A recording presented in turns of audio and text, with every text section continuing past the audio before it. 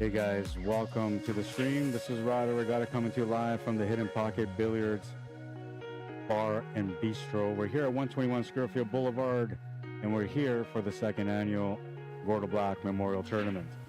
A 3-day event running from October 17th till today, Sunday, October 19th.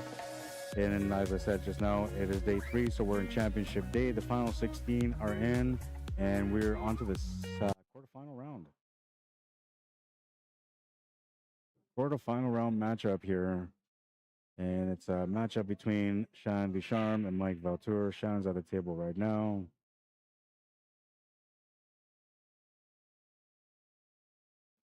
A little bit off here. He can still be okay to get onto that 11 ball.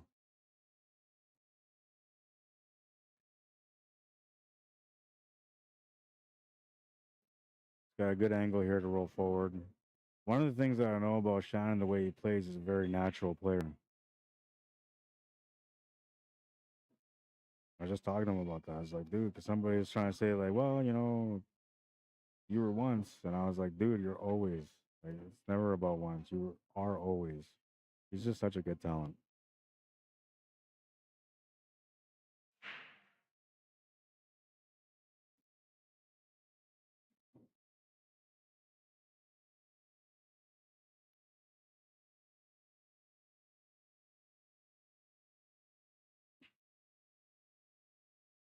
I didn't.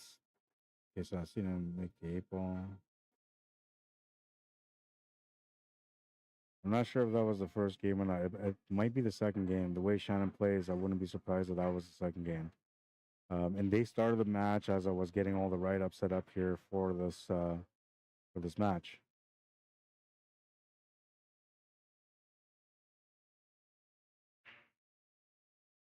Oh, and it's 7-6, which I got that set up there. Okay.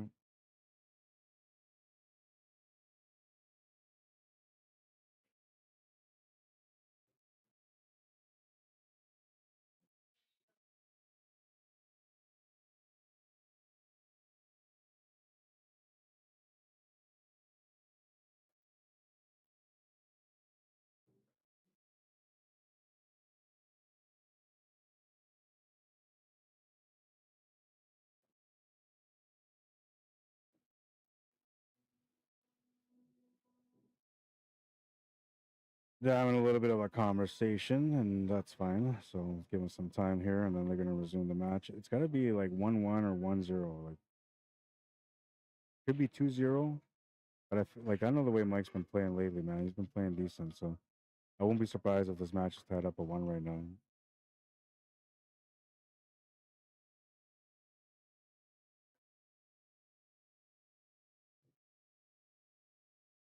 Traditionally, we use coins to mark the score, and each diamond that we put the coin at counts as a point.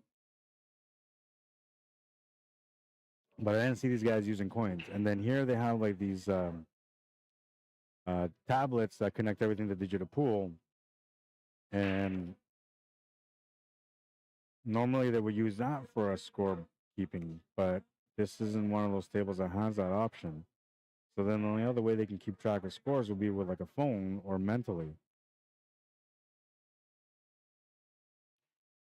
It's rack number 2 or rack number 3 on this one. Mike VAUTOUR to break. Looking for some action on the break. He's going to come up short. Something that's not common, by the way. He's usually got a really, really nice break. Perhaps the pool gods are playing a part here. Mike VAUTOUR is Gordo Black's best friend, I would say. Like these guys knew each other like a lifetime, pretty much. And last year he came out to play in the tournament, and when he came out to play in the tournament, like things were so hectic because it was the first memorial that we did. Things were so hectic that he had a hard time playing, and at the end, like he ended up just losing, and he had a chance to be able to get out, and he ended up losing, and ended up being a frustrating day for him because he just wasn't able to focus because there was so many distractions. This year has been a little bit different. You know, we have Ray Schwan, who's a really good, she's really smart with the numbers and everything else when it comes to like running the tournament, right? I'm sure it's a lot more than that because that's just a little spark of what she can do. But she's pretty good at running tournaments, has a lot of experience doing it now, and helped out with the tournament throughout the last couple of days. Yesterday was a big part of helping things out, and that allowed Mike to like focus just on his game more, while also allowing me to do the streaming part of things. And then I was taking care of the referee stuff, right? So Mike was able to focus on his game and get out of the bracket. And he was able to win his first match so far today, but now he's walking into a monster here with Shannon DUCHARME. This will be the real tester. I just dropped my phone. This will be the real tester.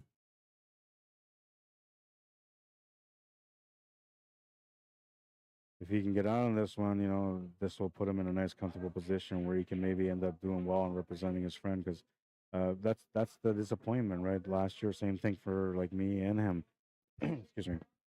The disappointment when you go to our friend's memorial and you're going there, like you don't usually. Those are the days you don't usually go there to play in the tournament. You go there to win the tournament in honor of your friend, right? So, like, the more people that knew the guy, the more people involved in the tournament that are thinking the same way. It can be disastrous. I tell you, it can be like yesterday, man. I had never seen so many tears. Even I dropped a few tears too, man, because like I was trying to play for my two of my friends, right? Trying to raise funds for one and trying to help the other one to do an even bigger tournament for next year. And so I had a little bit of a heartbreak too. But the reason why that happens is because like everybody's you're thinking about like the win, like the actual win to win the event. And you're doing that before you even walk in the doors to like crack your cue case open and put your cues together. So the problem is that when you're thinking like that, I don't know, maybe for some people they actually think like that and it works. But for me, when this is what happened to me yesterday, I came up, I was on my way here, and as I'm driving, I'm like, you know what? I'm gonna try to play my best. I'm gonna do this. I'm gonna do that. And if I'm able to win this money, then I'm gonna do this and I'm gonna do that. And then as I walk in the door, like a little bit of me thought, like every time you've ever done this, it's never been good. I was like, you know what? I'm just gonna go warm up. I'm gonna go shake it off, right? Because I'm a good player, right? Well, I'm not a great player, but I'm a decent player, right? So like as long as I warm up, I'm good to go. It doesn't matter about what's going on in my head. So, there's two signs for me to know when it's a bad day of pool coming. Okay, one, I'm thinking about the money at the end or the win at the end, or I'm acknowledging that there's going to be a tough player, and I'm like, oh, I can't wait till I play him. Right? Those are bad signs. Um, what was the other one now? Jesus Christ. I can't remember what the other one was. I gotta get back because I lost my track of thought. Because these guys are talking right now, and I'm trying to see if this is like an argument or if it's just talk. No, it's just talk. It's just camaraderie. Okay. So what was I saying? Two things. Oh yeah. So the other sign is when I come in to warm up. That's the second part of the routine, right? So first you just kind of go through like thinking you're gonna win, you're gonna do this, but then you go in and you try to warm up, and that's what I was doing yesterday. So I shook it off. I'm like, you know what? I'm just gonna warm up and then just play from there. Well, unfortunately for me, when I warmed up, every ball went into the pocket. I could not miss. I mean, it didn't matter if I was warming up and I needed to try a jump shot, the jump shot went in. It was horrible.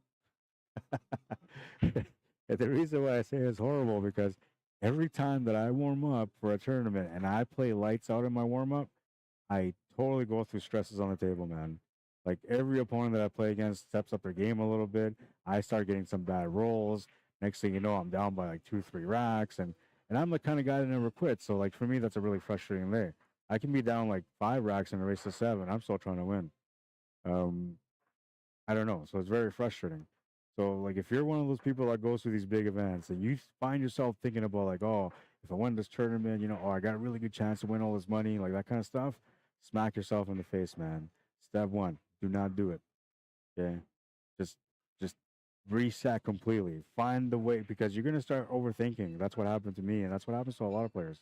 You start overthinking because every shot means too much to you. So it's bad mental habits, man. Bad. Don't do it. Promise you. No good.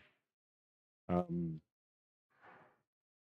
and if you're warming up and everything is going in, on those days, like my advice to you is just slow the game down just a little bit, not a lot, just enough so you can work it out, right? Make sure that your shots are, true. So like whatever you work out, work it out away from the table.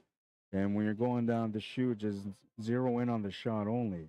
If you can slow down the pace to that on those days when you're thinking like this and you're feeling like this and you're shooting like that in the warm up, you're gonna be okay because you're gonna give your mind enough time to settle in to like to realize like, hey, wait a minute, we're thinking the wrong way, guy. We gotta like reset here and play better, right? So like that stuff happens. Good shot. Getting around perfectly for the two, and he's got a good angle to get on for the eight.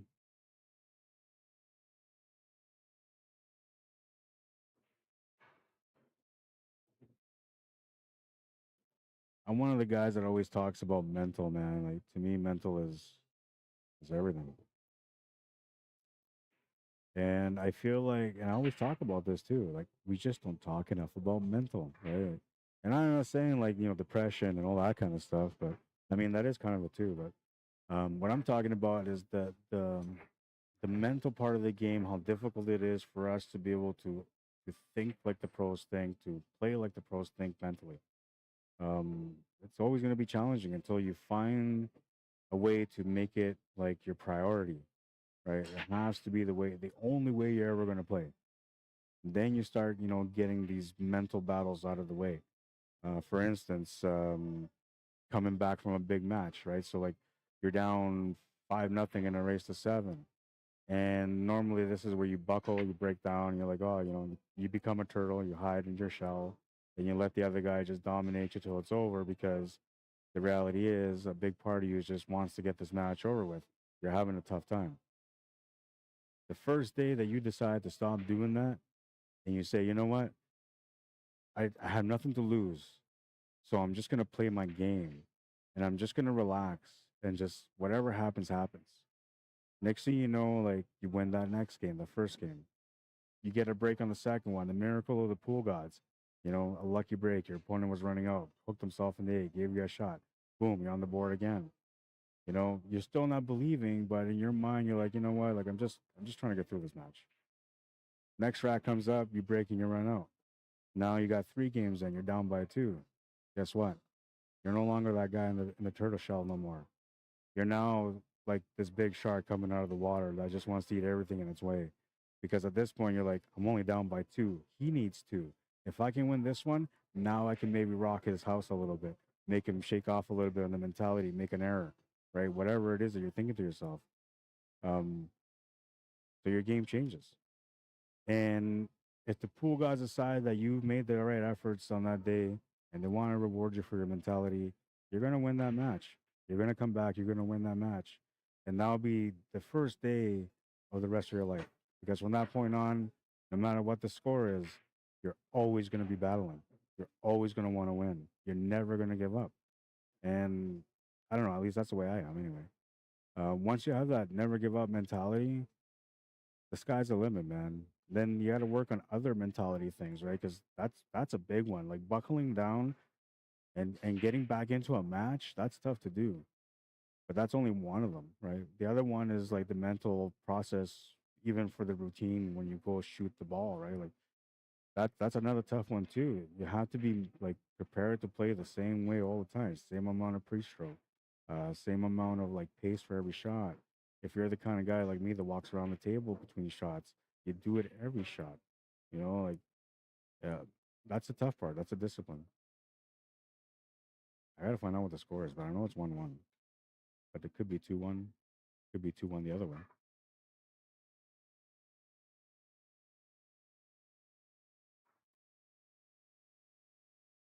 Yeah, so we don't talk enough about mental, man. Another thing that we don't talk about too is the mental breakdowns.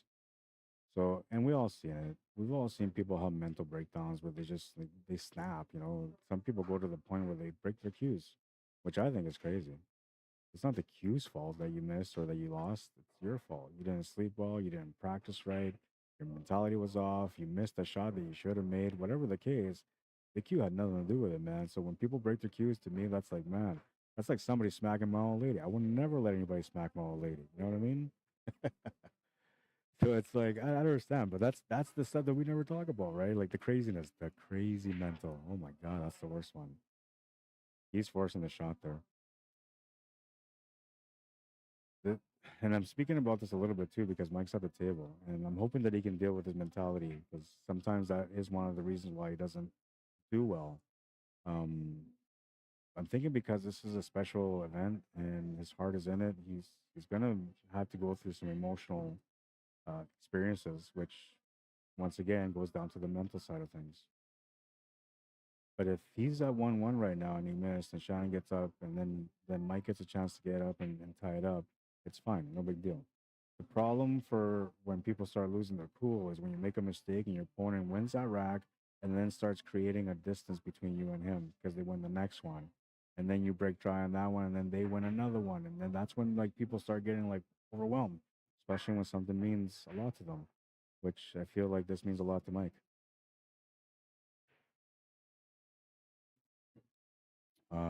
Yeah, so um Um, to me, I just hope that everything works out in a good way. I love the way that Shannon plays, and to me, like I already told you guys today early on the last stream that he's my pick to win the tournament.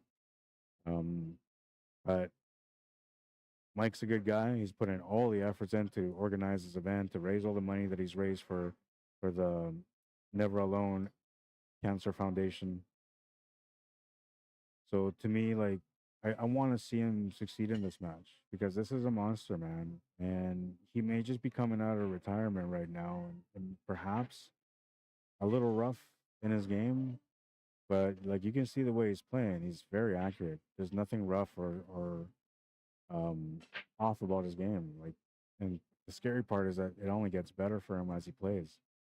So like Mike's up to in a really tough position here. And now the score is 2-1 for Shannon, but it could be 2-2, okay, or it could be 3-1.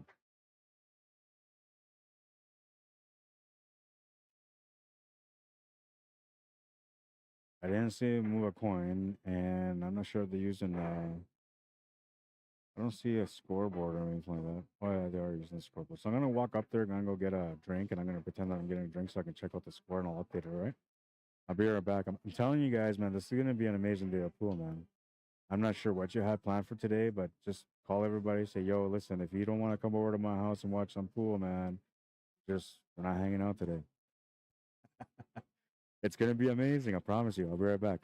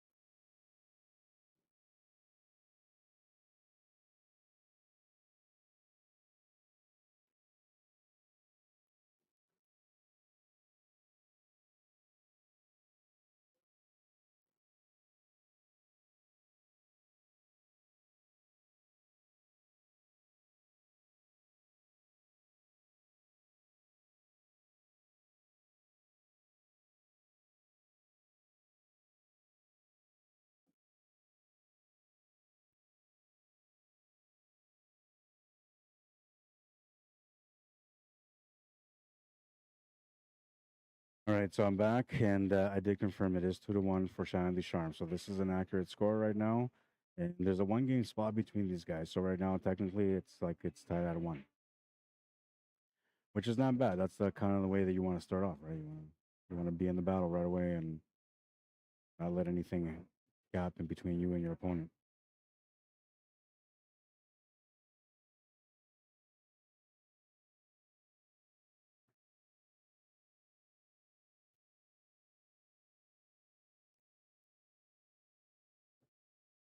Now he's lost position here on the 7 ball, so he's got to figure things out here now. That's the rough stuff here, right? So he can still make the shot. That's not a problem. But like positionally, he's off. He's a good player though, so with his spins, he's going to be able to make up for it. And now he's got himself in trouble because that was supposed to be the shape for the 3. Now, if he gets that 3, he's going to be out on this rack for sure. But he doesn't have it now, so he's got to bank this 5, or he's got to jump and make the 3 ball right on a jump shot, which I think the stripe is too close to the cue ball for him to be comfortable enough to do that. The bank shot is probably the way he's going to go, and the 1 ball will be the next shot after that. And he nailed that one, man. Really good shot.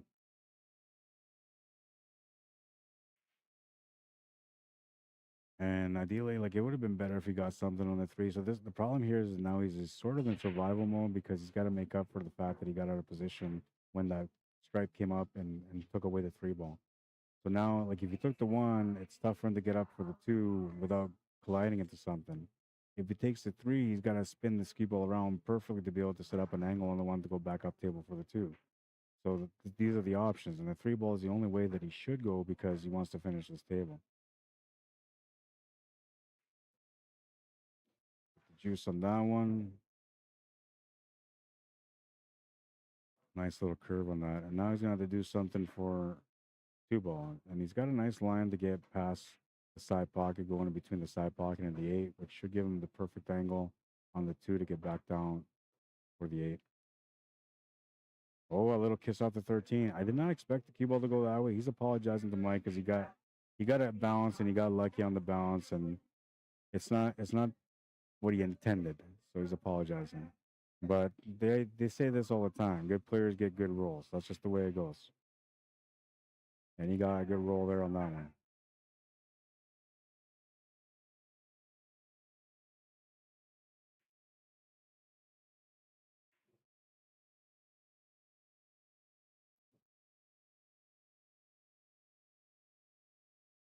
Maybe a break here. I don't know. He's shooting over the ball. This is a tough shot.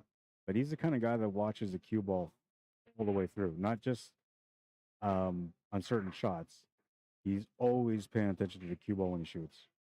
And I know that from the years that I've known him, and from all the times that I played against him, whether it was through practice or matches.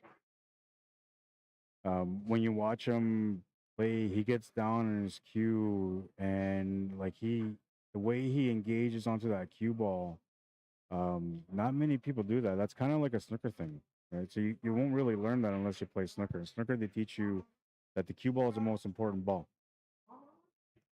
I'm not sure, man. I'm gonna check right away.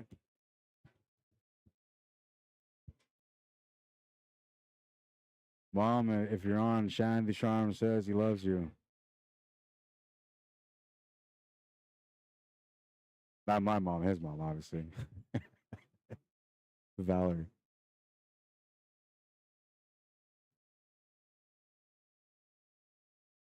Oh, smashed it pretty good. He made a ball, but it's a tough table here, man.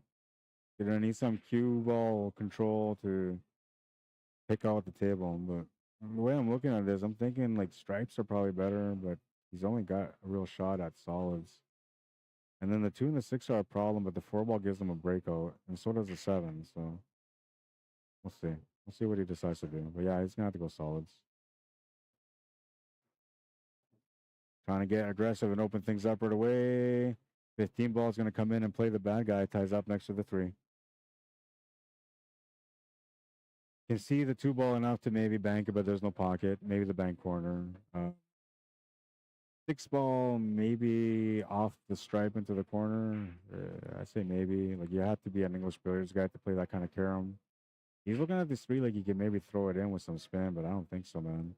I think you can like bank it and try to bring that cue ball into the stripe to take away most of the options on the stripes. But it's I don't know, like his game is way better than mine. For me, that would be like ooh, I would put it into like the 40% chance that I'm gonna pull it off.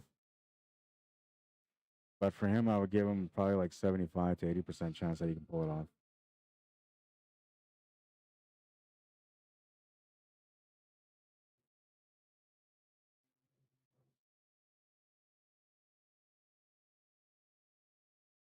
Oh, he tried. He really tried. And so he didn't like that's why I thought like he can play the hook there. He didn't really play the hook because he felt like he could make it. And I knew he was looking at it like he could make it. He decided to set up for a long shot on the 5 ball or the 1 ball after that. So that's why he didn't play the hook. But if he felt like there was a small chance that he may not make it, and there was a better chance that he can play a safety, he would have been able to. You can see it there. Like, it's not bad. So this is a decent chance here for Mike, and we'll see how this is all going to work out. Now that Chan's opened up the table, the stripes don't look as bad as they did at the beginning.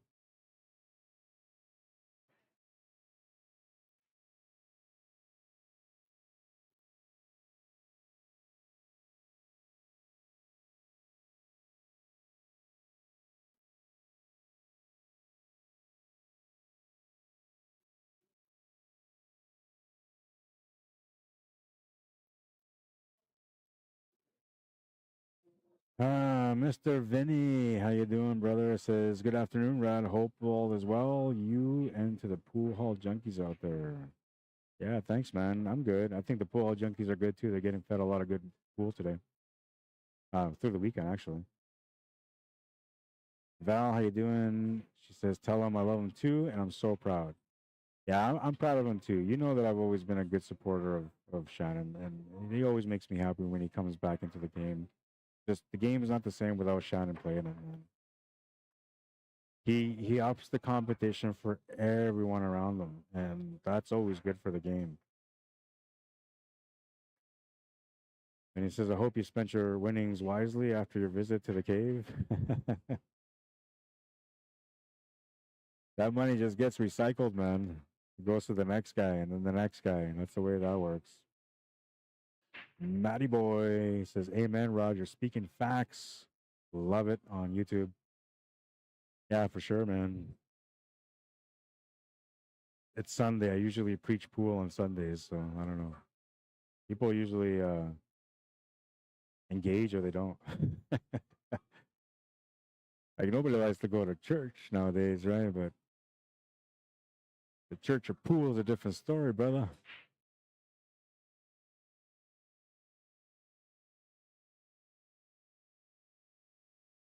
Church or pool is every Sunday at your favorite pool hall. To watch a shot? Yeah. I'll be right back. I gotta go watch a shot. Hopefully I don't miss a good shot. Hopefully I don't miss a good one because these guys are in the cup.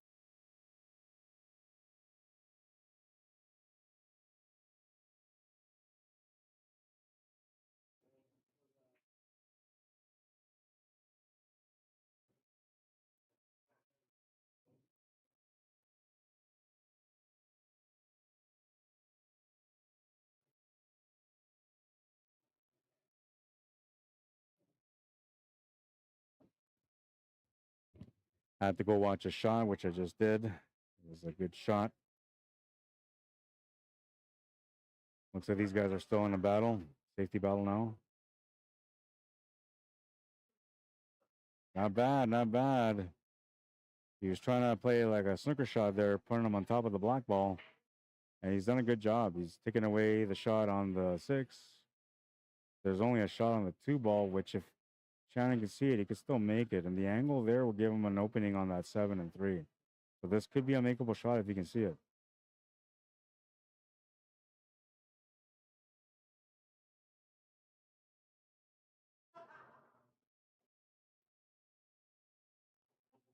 I totally love it when this guy comes out to play again, man. Every battle that I've ever watched him play in, it's always an entertaining one.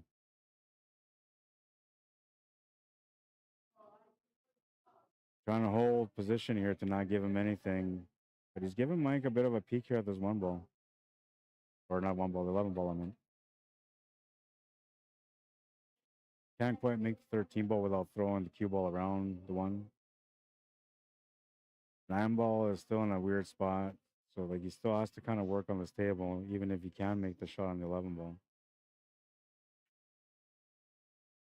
Like, I know the 9 ball looks like it's blocking the 6, but it's really not blocking anything because, you know, good players find a way to get around situations on the table with cue ball control and spin.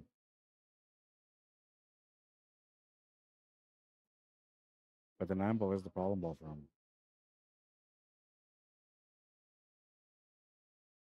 I wonder if he'll try to 4-stroke this to get onto the 9 because there's a small window between the 6 and the 9.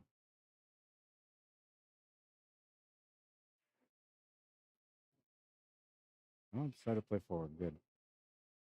I like that because you're playing a more natural game. You're not 4-stroking, you know, and it also takes a lot of the nerve off on the shot, so you feel a little bit more comfortable on it. All right, so now he's taking a look to see what he can do with this angle.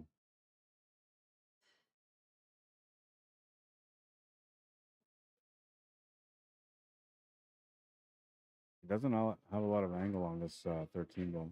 He can run the cue ball through and force it a little bit. So let's take a look at this here.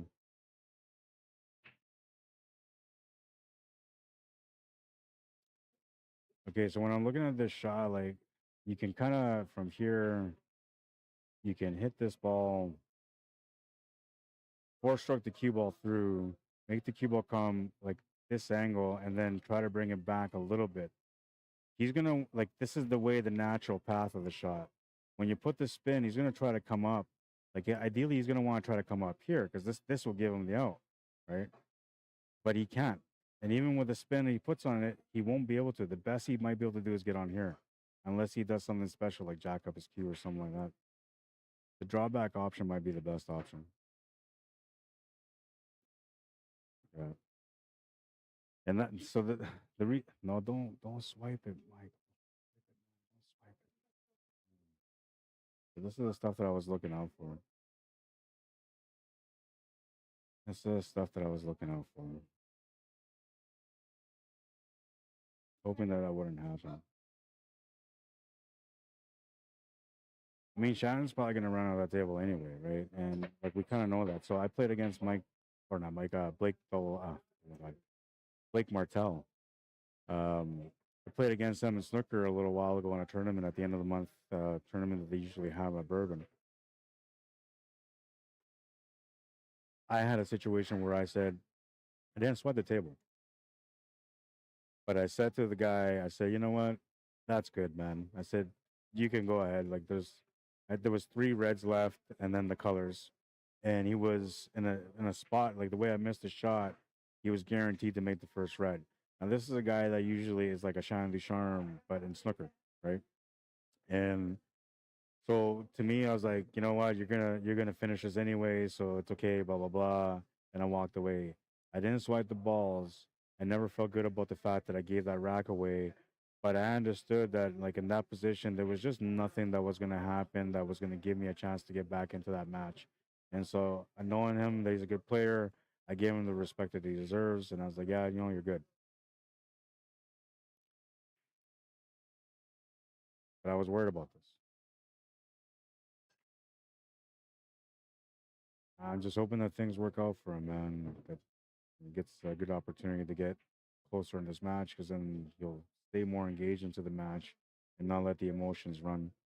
That's kind of what's happening right now. The emotions are starting to run a little bit. A lot of us went through this yesterday. It's a little bit tougher now that you're in the final 16 and you're in for the money. Like he's not thinking about winning the event in his mind, but he's thinking about representing Gordo as best as he can while he's on the table, and especially when he's on the TV table, right? So definitely gonna have some mentality things. If I would, like I said to Ray Schwan, I said I would like to get Shannon DUCHARME on the table next, and I didn't know that he was gonna play the winner of the match of Mike and whoever Mike played. But if I would have known that there was a chance that Mike was going to end up playing against Shannon, I never would have put him on the TV table. I just wanted to get Shannon on the TV table because he's a great player, and I think a lot of people can learn a lot from the way that he plays, the way that he carries himself on the table, his pre-shot routine, his post-shot routine. Like, it's just so many things that you can learn from a good player like him, and that's kind of why I wanted to get it on here. And but I didn't know, and I never would have put Mike on the spot here like this, like putting him on the TV table. My bad.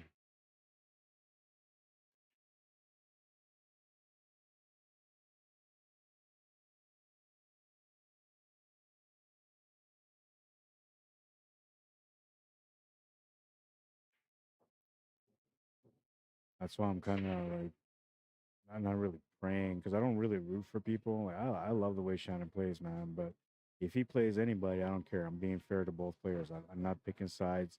I'm not getting more excited for one player than I'm getting excited for the other. It's never like that. To me, it's about the game.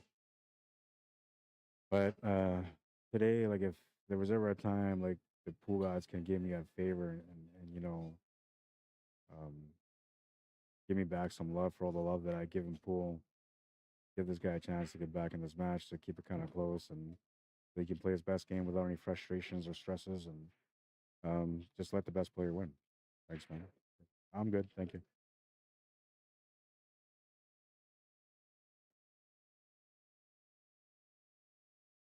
Yeah, thanks, man. Appreciate it.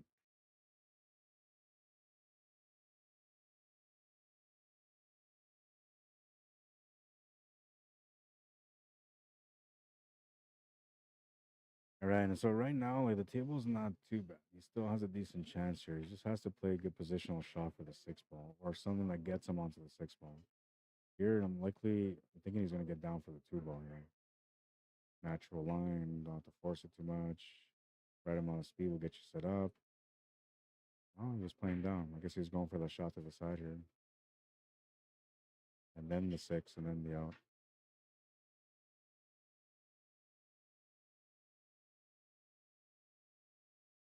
This guy, you have no idea how hard this guy worked to get this event organized, to get all the sponsorship money that he got in, to raise all the money that he's raised for the Never Alone Cancer Foundation. He's worked hard. I've seen people organize events and do stuff like that, and they work pretty hard too. This guy, he went like super hard. He hustled, man. Like you know how a guy's trying to create a business at first, and they just hustle so hard to make a business, be noticed. It was like that kind of effort, man. Went to every pool hall, went to tournaments, went to go see players. Hey, man, you want to get in the tournament? Whatever. Like, just people weren't messaging him to say, hey, Mike, is there a spot or anything like that. He was coming to them saying, hey, you guys want to play in the tournament? It's going to be a good one. We got this, we got that. You know, going around from place to place, selling Q raffles, meeting up people to get them the tickets. Like he's done a lot, man. And so that's the only reason why, like, I want to make sure that he plays his best game today, whether he wins or loses in this match and the next ones that he plays. As long as he's allowed to play his best game, that's all I want for him. And I'm not saying that I want him to win the tournament because whoever wins it wins it. Doesn't matter. And everybody knows that my pick was Shannon DUCHARME. Right, my pick is Shannon to win it, and it always is whenever he comes around. It doesn't matter what the event is. And then my runner up or the person that is going to play against him, I picked Beck Rogerson as my first pick, which is a little guy. I think he's like 12 years old. He's just a little guy, man. But this guy is like nuts. This kid, like by the time this kid is 18, nobody's gonna really beat him. He's the only reason he's gonna lose. His own choices at the table. And there's a little bit of respect. Shannon to Mike. It's on the board, down by two. That's the kind of stuff we want to see, man. That's the stuff we want to see. Power of the pool gods.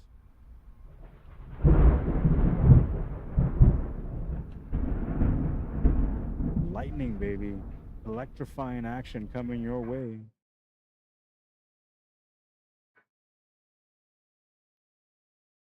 Oh, and what was that a run out? That wasn't a run out. I don't think that was a run out. I think they had a bit of a safety battle there. All right, so we move into rack number 7 now. 4-2 score. Shannon DUCHARME up by 2, racing to 7. Mike VAUTOUR racing to 6. And there's a little bit of a break here from Mike. So, okay, so the pool guy's definitely trying to listen here. They're giving him a chance to get back into this match. White ball off the table, ball in hand behind the line. Table still has some work on it that you have to figure out. So it's not like he's got like this freebie to get through and get another rack under his belt. He's got to work it out still. So that's the way the pool gods kind of work. They'll give you the chance. They'll open a door for you to be able to maybe walk through. But whether or not you walk through and how you decide to walk through that door when they open the opportunity, that's the decision between whether or not you end up winning or losing or coming back into a match or simply just losing big. They're tricky like that. But he's got a decent table. It's just a lot of work here, man. Stripes or solids.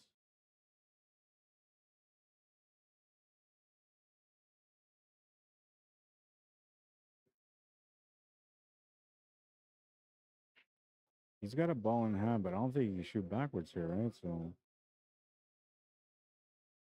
does he not realize that he has a ball in hand? That it was a scratch off the break? Oh man, if this is, I'm pretty sure, wasn't it a scratch off the break? Should be ball in hand. He should only be shooting forward here. I'm gonna have to go back and watch this. He didn't make the shot. 1, 2. Oh, I don't even know. I have to go back and watch because maybe he made a shot before that. I was talking and looking away, and then when I looked back, he was there, and I'm thinking to myself like, why would you put the cue ball there and aim that way if it's ball in hand behind the line? I don't know. Maybe it's just me.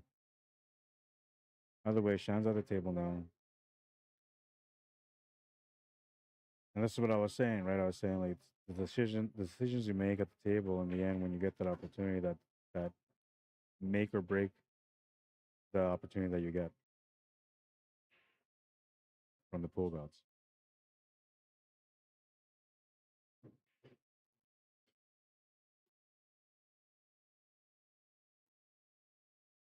And if you don't believe in pool gods, you're probably like newer at the game, but there's pool gods out there, man. Any player that's been playing the game for any kind of amount of time plus 10 years plus, they kind of know that like the pool gods is a real thing, man.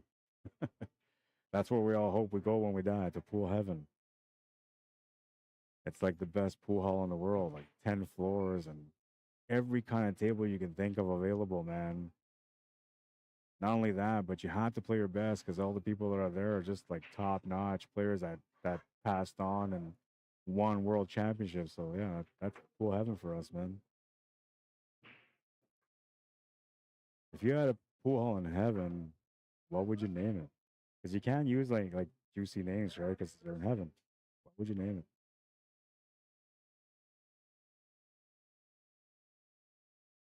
I haven't even thought about it. But the Pearly Gates Pool Hall.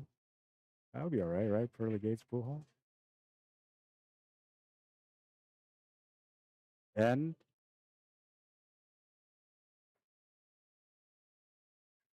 okay, hang on. I'll be right back.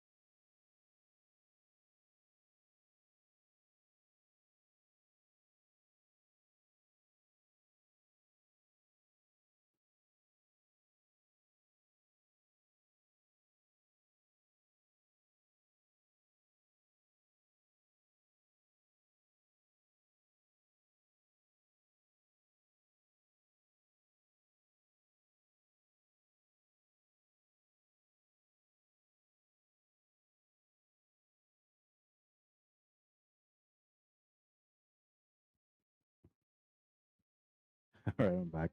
They had to get the payout for one of the players that was eliminated from the tournament.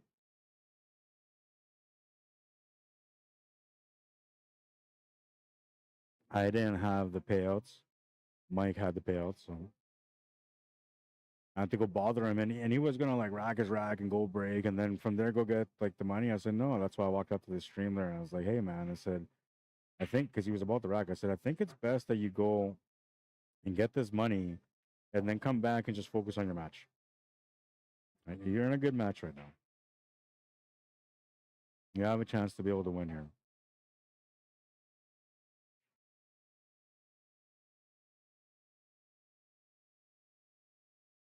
Usually, when you're trying to think about other things and you're playing pool, it's not going to be a good day. You're going to have some misses and stuff, and maybe you have like this really awesome, like in this situation, maybe you have this really good break, like a really awesome break, but for that 1 second, because you're thinking about what you got to do next, like you just slip slightly on how you're going to hit that. Now the white ball jumps off the table, or you come up dry, or whatever, it changes the game for you, right? So, like I said, the only thing that I want for Mike today is just for him to have the chance to be able to play his best game, like he knows he can play, and whatever happens, happens, man. Whether he wins or loses, that way he can feel good about his game, and if he wins, he's gonna feel really good about his game, and if he loses, he's gonna feel really good about the fact that he represented his friend as best as he could at the table.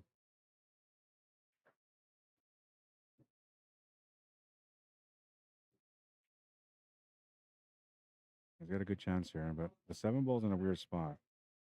You're gonna think about taking this cue ball inside towards the 7 ball. You can't take it outside, so you have to go inside. You got to be super careful here not to run to the 7 ball or to get past the 15. Ideally, you want to run into the 15. So there, what he was trying to do was to try to go off the stripe and then get on top of the 7 off the stripe, I think. Either that or he was trying to get clean and not hit that stripe, but he ran into the stripe anyway. That's going to take away the shot that he was trying to set up. Doesn't have a lot of opportunity here with the 7 ball either. I can maybe see, no, I don't even think the double bank side is available here. The one bank side, maybe, like he's looking at the bank off the 8, which that's a possibility. But with the angle that he's got, like there's also a good chance that he might knock that 8 ball in if he hits it in the perfect spot. Not sure what I would do here. I think I would try to figure out a way to like play a safety, but if you give him Shannon a ball in hand, he's gonna break it out. He's gonna figure out how to get that ball opened up. He's gonna attack that right away. So the safety would have to be something extremely clever, something that like that that's away from any kind of breakouts. And the table, the way it's set up with everything around the middle, is not really providing that option.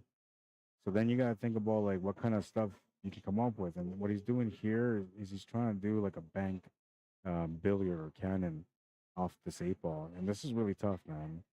They hit it in the perfect spot. They get it to go in the side pocket. It's like a miracle to be able to do it. But I've seen him do some crazy stuff before, so we'll see how this one works out. Oh, and he hit it. And no, I don't think that's gonna work out for him, man. I think he's still gonna end up turning this table over. But he felt pretty good there, right? So mainly because he slowed his game down. He tried to work it out. Played the bank shot off the cushion for the 8 ball, so he can go into the side, and he hit the 8 ball. So to him, that's all like reassurances that his game is on point still, and he can accept the fact that whatever happens on this rack happens because of the fact that he had a tough situation that he was in, and he made it work for him.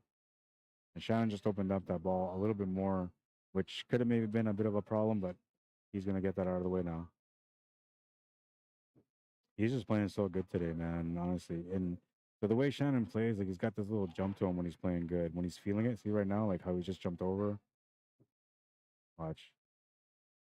Okay, now he's slowing down because of the 8 ball. But if it wasn't the 8 ball, he'd be all right. But he's got like this little jump. See if he does it here again. Oh.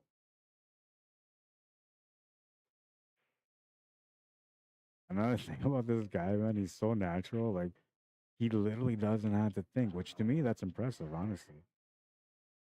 You like, I mean, he thinks, but it's not the thought process like how we do a thought process, right? So like for me, I walk around, look at the shot, I see the angle, I see the cue ball, I decide like I need to put this much pace on the shot, I need to put this much spin on the shot, and then I get down and I shoot it, right? Shannon and players like him, as they're walking up to the shot, they already know what they're gonna do. They already know which way the ball's got to go. They know what spin they got to put on. It's all instinctive and natural, and that's a right brain thinking type of player. If you watch people, I don't know if it's so much people that are right-handed, but it's the people that think with the right side of the brain. They tend to be a lot more natural. There's less processing time, or there's faster processing time in the thinking aspect when they're playing the game.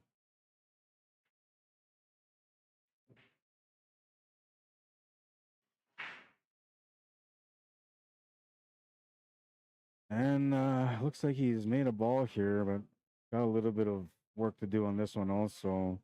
At the moment, he's one away from getting on the hill, two away from winning. And I haven't been able to tell him that you love him as well and that you're proud of him yet, but as soon as I get the opportunity, Val, I will definitely tell him. I haven't forgotten about it. I've just been distracted with everything else that's been going on. I'm the ref. I'll be right back. Hey, bro.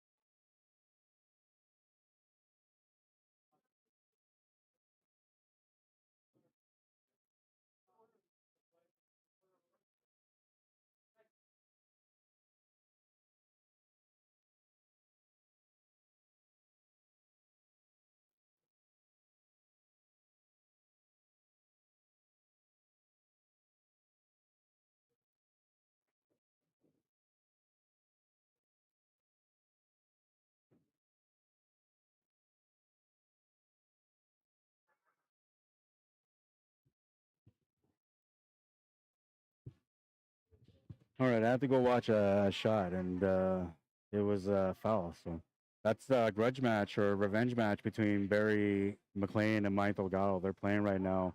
No idea what the score is. I should have looked at that too, but they're engaged in the match, man. And Barry had a run out, but the only thing is that he had to do a kick shot off the rail onto the two ball to the side pocket, and the nine ball was close. So they asked me to come up because they asked somebody else to watch the shot, but then they asked me to come and do it because I do it with the phone and I watch with my eyes, and I kind of do like the way that refs do the job and the way that we do it now with the phone. I do both combined. So they asked me to come watch it, and it was a foul. So Mike Delgado with a chance to get going over there on that table. This one here, well, Shannon's still at the table. I'm not sure if they had an exchange of shots yet, but by the way the table looks, it looks like they have had a little bit of an exchange.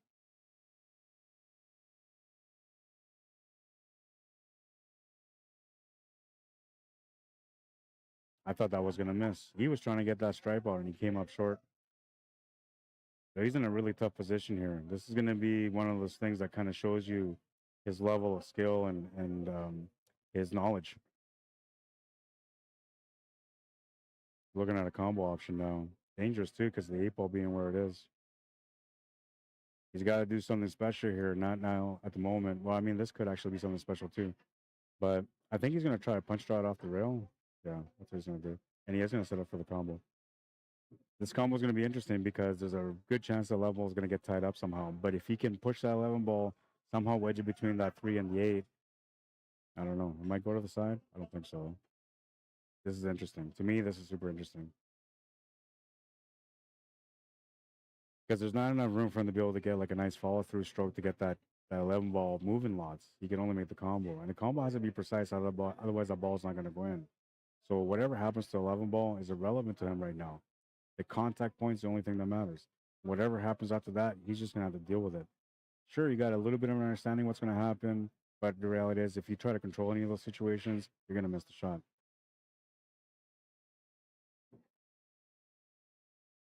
And he made the shot. Looks like he's got a chance at it.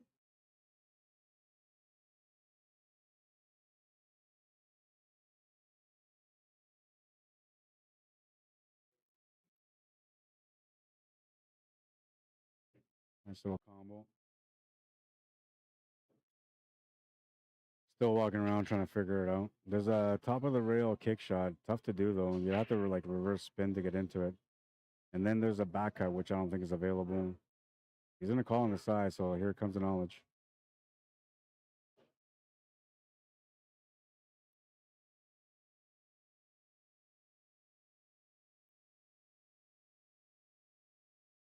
And the ball's gonna go in because he wanted it to go in, but that's gonna be a ball in hand for Mike.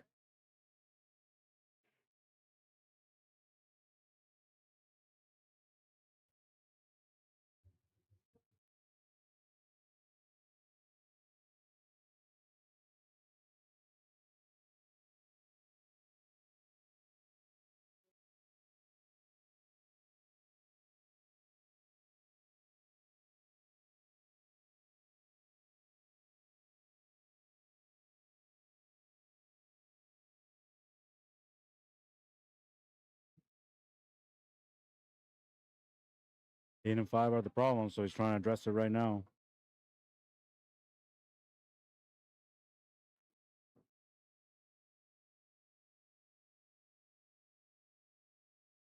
Very decent table here. Just gotta have to stay composed and work out the puzzle one by one.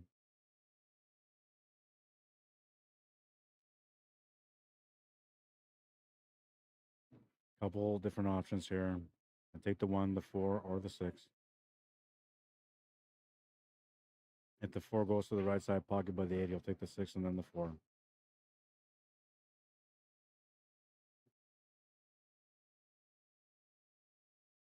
Now he should pull this through, like follow it through for the 3 ball, but he might think to himself that it's better just to like draw back, get a stun angle on the 1 to stun over for the 3, and then use the 3 to get back down for the 8, which is probably the way that I would play it. There's no wrong way of doing it, but I think the way that I'm thinking about playing it is probably the best way. Just stun draw off the 1, get behind the 3, come down the table for the 8.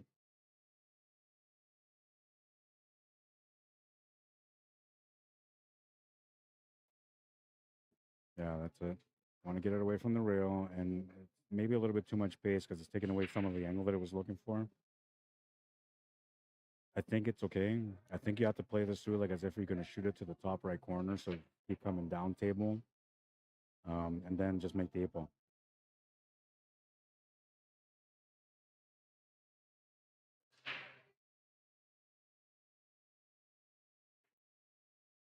Four stroked it a little bit, just needs to get a shot on it. He's done good. He's on the 8 ball.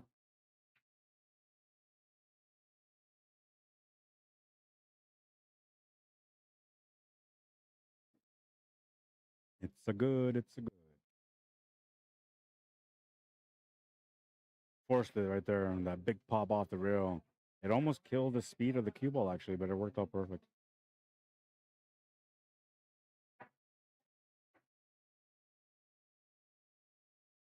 5-3.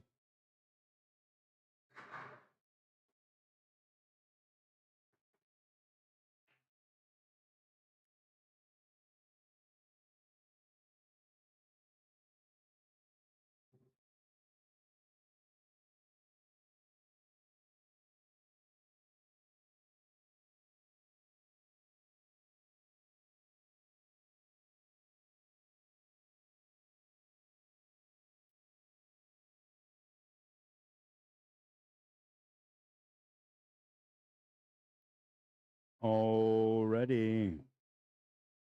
Rack number 8 is in the books. We're moving into rack number 9. Mike VAUTOUR to break. Trying to overcome the big monster of Shannon DUCHARME. That guy is just nuts when he plays.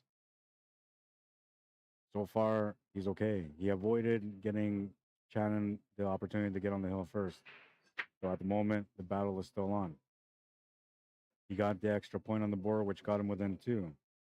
That helps a little bit with the confidence, with the mindset, because now you're thinking, okay, I'm in battle mode. I just got to battle. Well, the pool gods give him the opportunity to be able to get this rack under his belt to make it a little bit more interesting? Or will they say, you know what? We're going to test Mike today with his emotions and the mentality, and we're going to put his back against the wall. The choices that he makes at the table in the first couple of shots are going to make that decision for him. If anything, at this point, the most important shot on the table is the opening shot.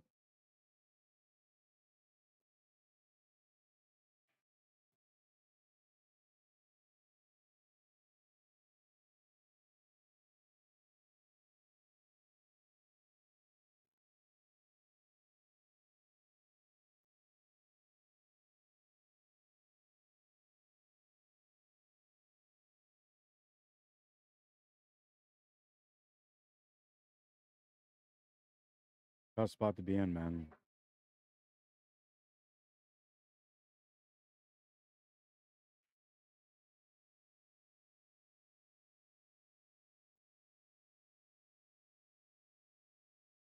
Looks like he's decided to take the sixth spot here.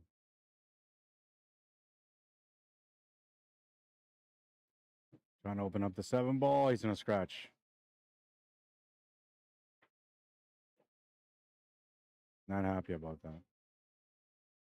But he's trying to control his temper. He's trying to control his mindset right now, because normally, like, he would have been like, scrap the table, angry because of the fact that he got into trouble when he shouldn't have. Right now, you can see he's doing his best. Another part of that too is the fact that he knows, like, he's in a battle still, right? So,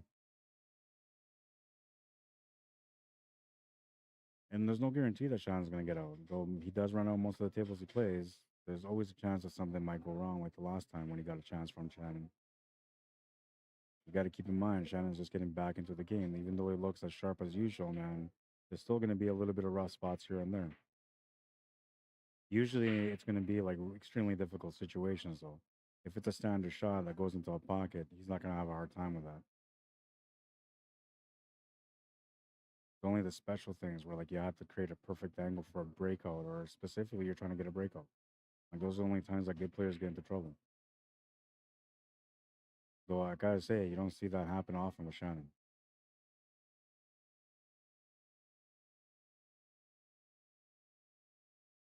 So he's thinking to himself, the solids are the way to go. But the eight ball, he doesn't like the way it's sitting. And the table is technically still open, so he could take the solids if he wants to.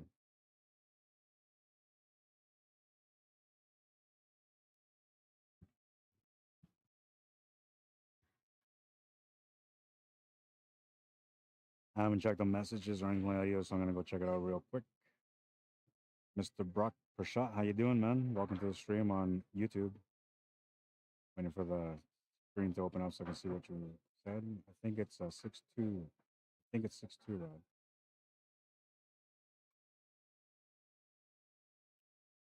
Okay, I'm gonna go find out. I think you might be right, because I did step away for a second there. How do I do that? I guess I have to play dumb again, but I have a full drink, so I don't know. I'm gonna go make like some random question at the bar so I can take a look at the score. Robert Fitinato, what's the score of both players? So I think Shannon used to be a 700 plus. I believe he's still a 700 plus. Um, I'm looking it up right now. I believe he was the second 700 plus. I believe we have three 700 plus in this tournament. Shannon.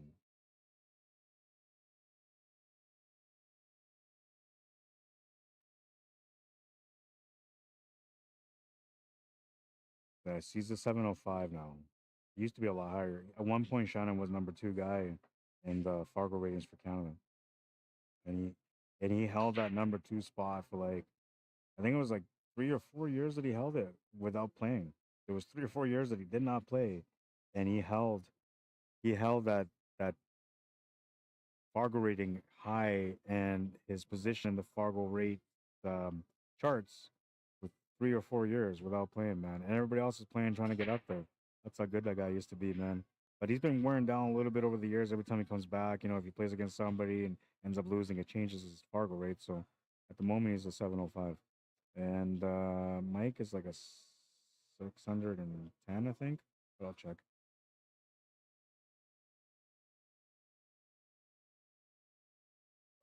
611 for Mike. So they're about 95, 94 points apart. Something like that. No, wait.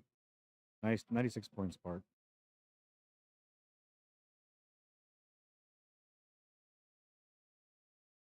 Which seems like a lot, but like at the higher levels, it's really not that much. I mean, they basically have the same knowledge. What separates them is the way they think and approach their tables.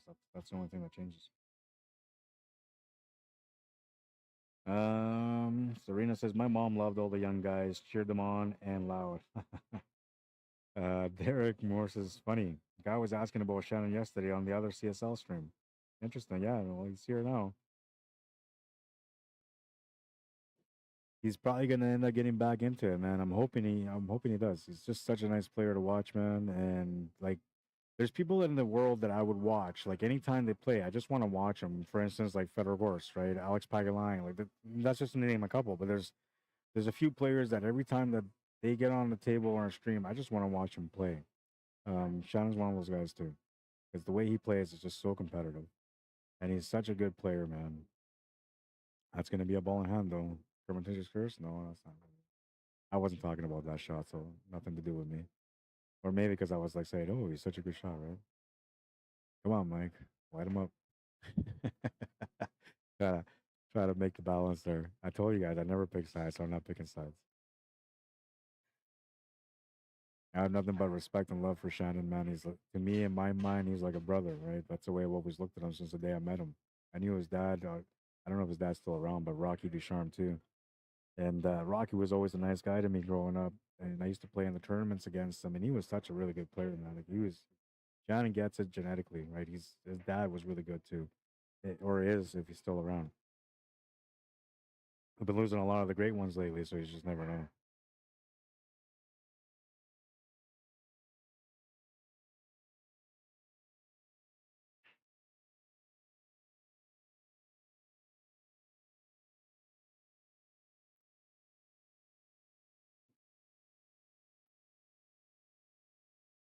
A little bit off angle here on the 13 ball, but he can still hold shape for the 12 or whatever it is that's on the left side of that. You can also maybe play this through and get onto the 9 ball. Yeah, so he had a little bit of angle. He was going to kind of come over like that, but that actually worked out nicer. Playing the cue ball to the rail and just a little bit off the rail will give him the perfect angle on the 9. It's gone a little bit too far here on that angle. The one good thing about this angle, though, is that he can put a little bit of bottom rights on this, spin the cue ball into the rail to avoid the side pocket scratch. Looks like he's just going to play it straight forward, trying to get to the middle of the table. No, he played the 2. Okay. And here, like, this is where you got to be careful, because if you try to draw it and you end up missing, you're going to be upset. But if you play it through and you miss, you're going to be upset too. It's one or the other. You got to be really focused on the shot. He's going to draw it back. Gets onto the 8 ball, no problem. John says that's good. Lots of respect, lots of love between these guys. They know each other well too. And well, that's gonna make this matchup interesting. Sounds like the pool gods are on their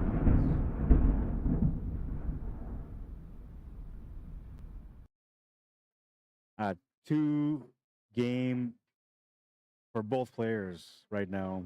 It's a race to 2. Whoever wins this rack coming up is going to be on the hill first. Anybody's game right now. Anybody's game. And at this point, pool guys, thank you for delivering. You guys did the best you could. Whatever happens moving forward on this race to 2, I appreciate the fact that you gave both players a fair chance to have a chance to win this match. Yeah, she says she loves you and she's proud of you, man. Just for mom there. He's always been like that. Every time he plays, Val always tunes in to watch his mom. And I don't know, they just have a special relationship, mother son, and it's always nice to see. Ooh, and look at that. He smashed that rack wide open. And somehow everything kind of rolled back to like a weird spot. I don't know. Let's check it out. Smash into this one. Second ball and break. But then everything just kind of tied up.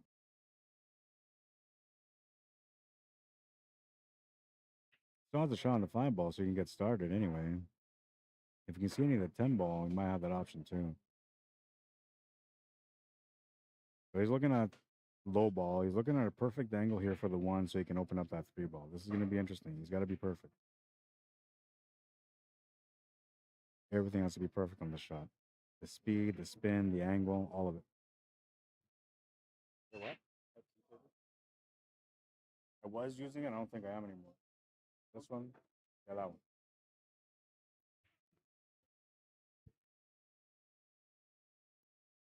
Yeah, so I don't know if he's got the angle that he wanted. He's looking at it like he does. So, like, the thing about this shot is that he needed to get almost past the 1 ball so he can get that angle on the breakout. Yeah, that was perfect. So that's part of the solve. Now this is the rest of it, right? So you got to get from the 7 to the 2 and have a decent chance at the 3. And I can't tell if that's the 8 ball. So the 8 ball is the one that's sitting right next to the 3. 8 ball's on the open. The 4 ball's the other ball that he's got to deal with, which is at the top of the table near the 14. You can technically play the 7 for the 4, take the 2, then the 3, then the 8. That would work for me. And he's got a nice angle to get up there for that 4. And the angle on the 2, once he makes that 4, is perfect to get onto the 3. I think that's where he's going to go. Yeah. I may not be as great a player as some of these guys are, but my knowledge is as good as theirs. People joke around about, like, I never miss a shot on the stream. But for me, like, I just know the shots. That was the right choice. He went too far, though. But the reason why he went a little bit further is because he didn't want to get past that 10 ball. He didn't want to end up below the 10 ball because that would have kind of changed the shot for him. And now, like, the angle that he's got here on the 4 kind of changes the shot for him, too. Because he has to get onto the 3 ball now or run into the 2 ball or take the 2 ball and get back for the 4 ball, then the 3 balls. That's all the plans that he's got available, the only shots that he's got available. He's going to go side and he's going to miss it. Oh, man. He had the shot on the 4. But I'll tell you one thing. Like, I didn't save it, but I'll tell you one thing. When he shot that ball, I'm not sure if he got distracted by somebody, if there was a last-minute thought.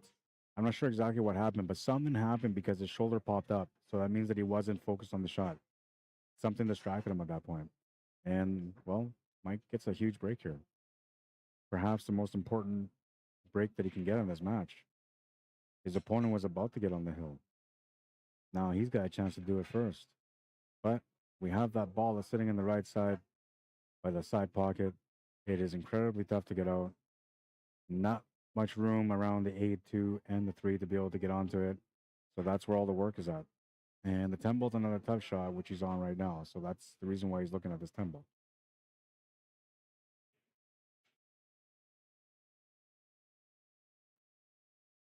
You might be thinking he can play this 11 and get the cue ball through, bump the 8 ball out, and then get the cue ball right below this 13 ball, trying to make it to the top right corner. But it's so close to the side or to the rail. It might even be tight to the rail, which if it is frozen to the rail, it would likely hit the horn of the side pocket and come out. So I don't think that's the right shot. I don't feel like he's going for that. I think yeah, so he's looking at it now. So maybe he is thinking about that.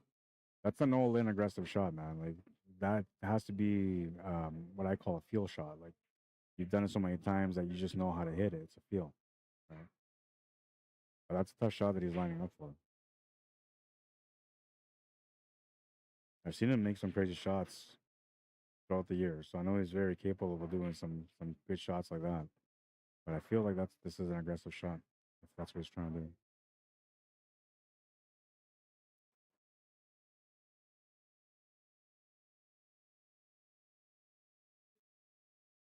He was trying to hold. And now this is not going to work. Well, it kind of works. I mean, if you take that 10 ball to the corner and you play some left on draw, you can run the cue ball towards that 8 ball. The only problem is you likely run that 8 ball towards the 3, and that would be a problem. So if you look at the angle here, so this would be contact point, right? Okay, so this is normal contact point right here. You're gonna put some spin on it, and you're gonna throw it. So the contact point comes over about here now. Now from there, if you put the left hand draw, ideally you want to hit this horn, and then from there try to come back this way. But that's tough to do. So he can't play the draw. The draw is out of the question. If he plays the shot naturally, making the shot naturally, the cue ball would come off the rail like this and then back across like that. Chance that he can maybe run into the 11 ball, maybe that'll push the cue ball over. Don't think it's going to be the answer, but if he's approaching the shot, he's likely thinking about doing it with the draw to try to get into that 8 ball. We'll see how he works this out. This is a tough decision here. This is probably one of the toughest decisions that he's going to have to make at the moment throughout this day today. I mean, there might be more because there's so many good players and everybody has so much skill and knowledge that it's going to be interesting to see who ends up winning this event. But this is I don't know. This is a little aggressive. He might be thinking about playing the safety actually here. This is what I like. Okay, so let's figure this out from like if you play the top of this ball here, you can probably get the cue ball to come from here to like up here, and that will probably give you the out, unless you give him the shot on the 3.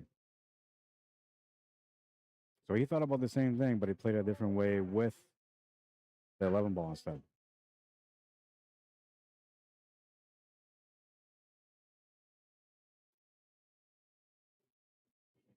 I think he left him the 3 ball. I'm pretty sure you can make this 2 ball after that, but it's the shape on the 4 ball that's a puzzle for Shannon now, because the balls that are available on the table are all on the right side. There's too much stuff around there to give you options to come off the rail and do all this kind of stuff. So, like the shot here from the 3 to the 2 is one of the 2 key shots, because both shots remaining to get out onto the 8 are actually very important. The first shot here on the 3 has to be perfect for the 2, so you can get an angle to get onto the 4. That's the success here on this one. And he was 4-stroking it there. You can see that. He was 4-stroking. That was going to happen. And Mike got himself a good opportunity. But I want you guys to watch the replay here and just watch Shannon's body movement. So, like, he was 4-stroking. This is one of the only times you're going to see a good player kind of do this, where they have that kind of body movement. So watch the shoulders. Watch the head. See? So, actually, it's not so much the shoulders. Shoulders came in after, but watch it again. Just watch his head. Watch his neck. See that little boom right there? That was the miss. And now that could have been a couple of different things, honestly. But whatever it was, that's between him and the pool gods. Or him, the pool cue, the cue ball, and the pool gods.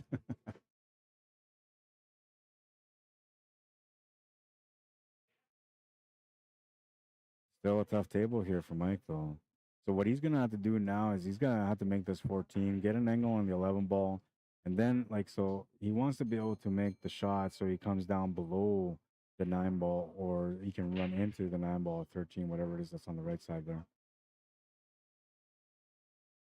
Almost has to stop the cue ball like right where the 14 is, and he doesn't want to stunt up in any way. He wants to keep it out of the same line or below, because that increases the angle.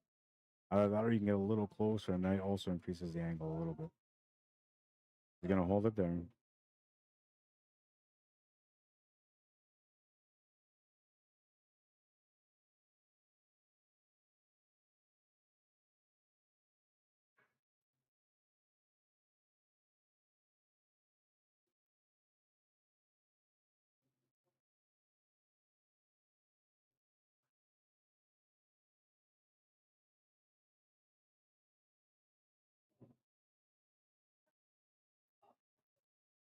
Not happy about that. It was a really good plan, but there was going to be room for this kind of stuff to happen. And now this is going to be tough here. He has to come up with either the best shot of the day or a really incredible safety, which I don't know, man. Safety is going to be tough, especially because the ball's near the side pocket. So the angle that you want is the angle that leads you to the pocket. That's no good. He's gonna have to come up with a big shot, and this shot is makeable. Don't get me wrong, it's not, but it's like 8 out of 10 that it's gonna hit the horn, come out into the middle of the table. Nobody likes this shot. I don't care who you are. If you say you like this shot, you're lying. You might work on it and you like it when you work on it, but when you have to face it in a match and you're playing against a big player, trust me, you don't like it.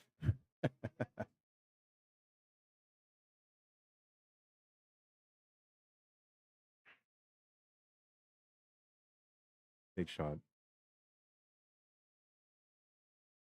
No guarantee to get a shot on the 8-ball either.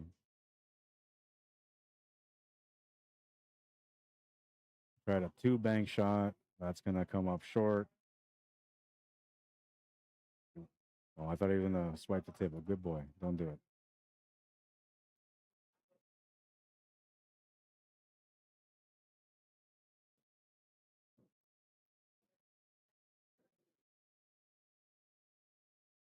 Still not over.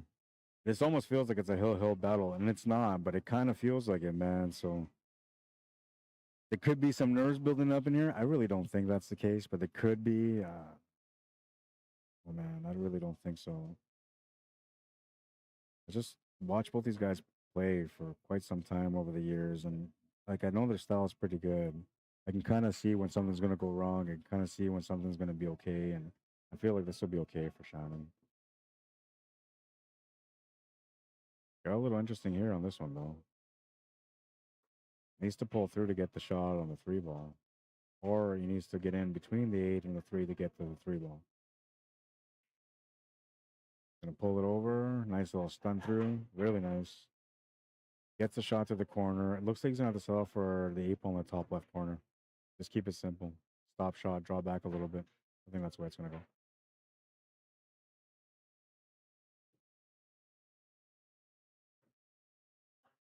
Yeah.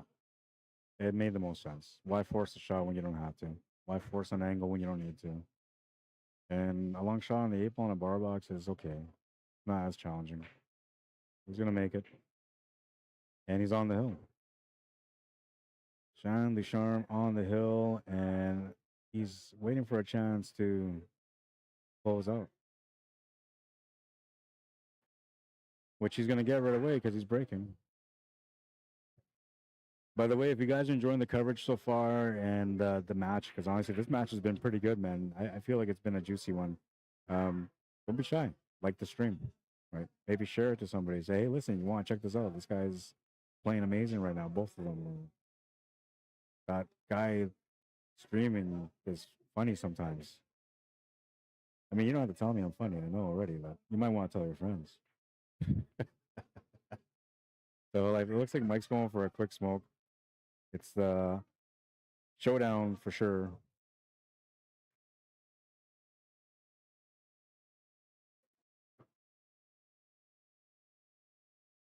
That's going to give me a chance to do three things, I guess. One is say hi. How's everybody doing? Good chance for you guys to interact. I hope everybody's enjoying the coverage and you guys are all having a good weekend. And when I'm not streaming on here, make sure you guys are paying attention to the Barry Huey Memorial. It's a great event. Lots of amazing players in that event. Top notch. They had 10 grand added into that one. And then whenever you get a chance to come support this one, this is a special one for us here in Manitoba too. There was, I don't know, something like that too. There wasn't 10 grand, but there was a lot of money added to this one. Shannon just warming up. Men's QEC9B playing queue. If you're interested in getting a ticket for that, let me know. You can message me. The draw will be done today. $20 a ticket. It's brand new, never been used. I don't remember if it comes with a carbon and wood shaft or if it's just a wood shaft, but I think it's just a wood shaft. $25. If you're outside of Manitoba, you got to pay for the shipping.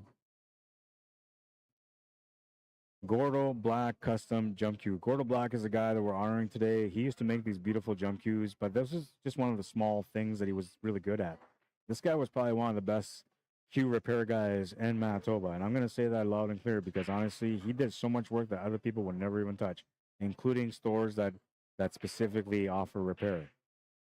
Things like ferrules, built-in extensions into your cue, doing the wrap, leather wrap or linen. It didn't matter. This guy could do everything, man. He loved pool so much that he paid attention to all the little details, including in his cue work. Really, really good stuff. $25 a ticket. Only a dozen of them were sold or made altogether. Everyone that ever had one won't let it go, and the people that want one will pay. I've seen up to $2,000 for a jump cue from Gordo. So it's a special item, one of a kind. Every cue that he made, the whole 12 of them, all of them look different. They all had their own custom design, their own look. Amazing products, man. I'm telling you, jumped great.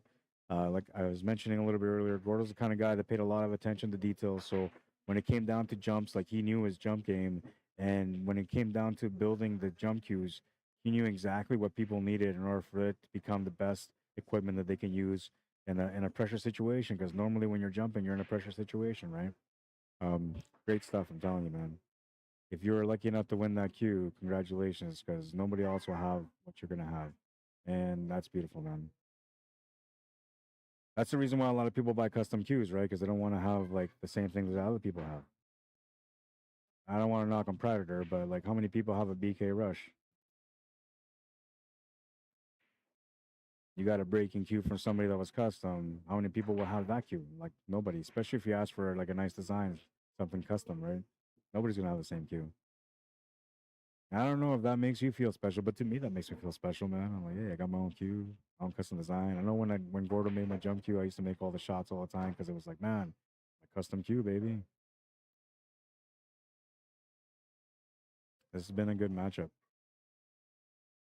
I should get update on things, but I'll wait for a little bit.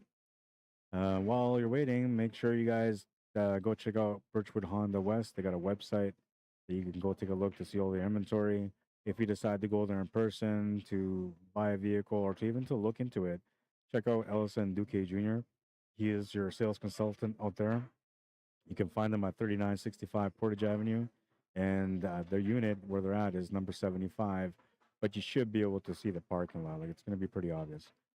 Get a hold of them. Let them know that you've seen this ad on the stream, and that I said that he's gonna take care of you guys because he will, and he'll take care of you guys even if you don't say it. Like you can test me, right? Just go in there. Don't even mention my name. Don't even mention the ad. Go for the experience, and then if you end up buying a vehicle and you got the service that I know you're gonna get, next time you come on the stream, let me know.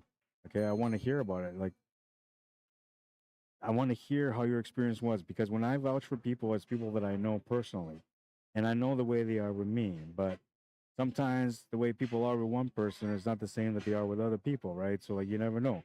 But I'm telling you, this guy's a good guy, and I can't see anything outside of a great experience if you go and deal with him. He's a pool player too, so you can share down some knowledge or joke around a little bit, maybe even play him for a little bit of a discount. I don't know. He likes to gamble on the table, man.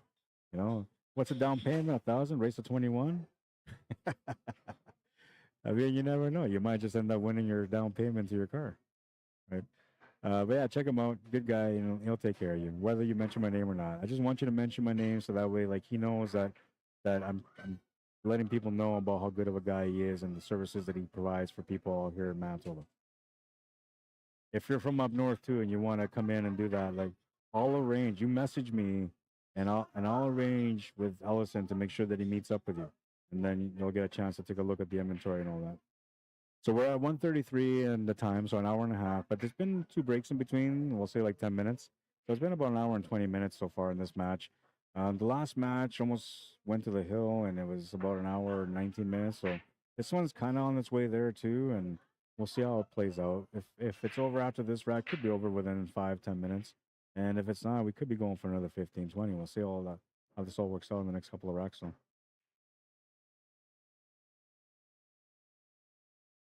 Chris Mason says, I think it's over. They shook hands. Did they shake hands?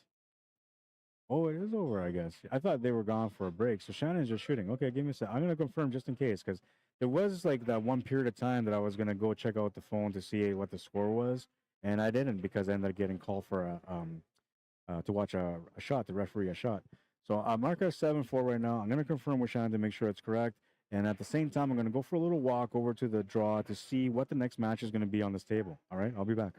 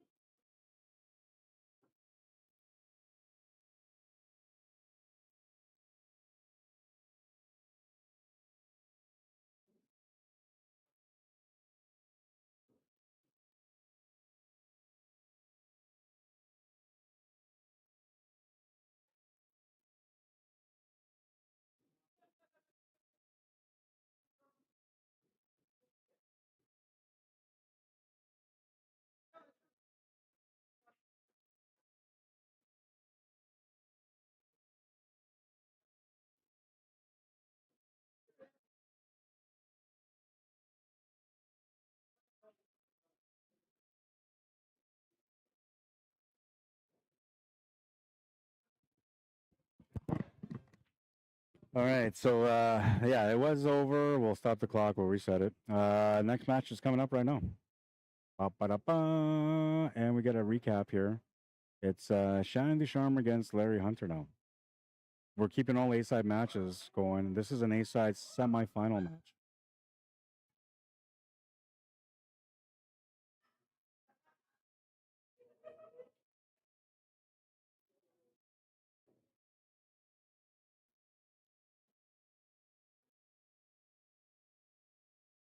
Larry Hunter, Larry Hunter. This is another nice match. These are the two high-level players from the high bracket.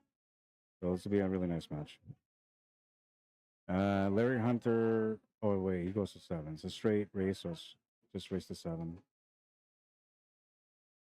And this is an A-side semifinal. So once they get started, we'll start the clock. Larry's just putting his cues together. I have food that's been sitting here for like an hour, so I'm gonna try to eat real quick. I forgot how that was. I've been eating warm food for like 8 months straight, man. Like I haven't been doing any pool for like 8 months. So like every time I sat down, my food was hot, and I've been spoiled, man. And I forgot what it was like to eat cold food, but I guess we're gonna reminisce the old days right away. I'll be back in a minute.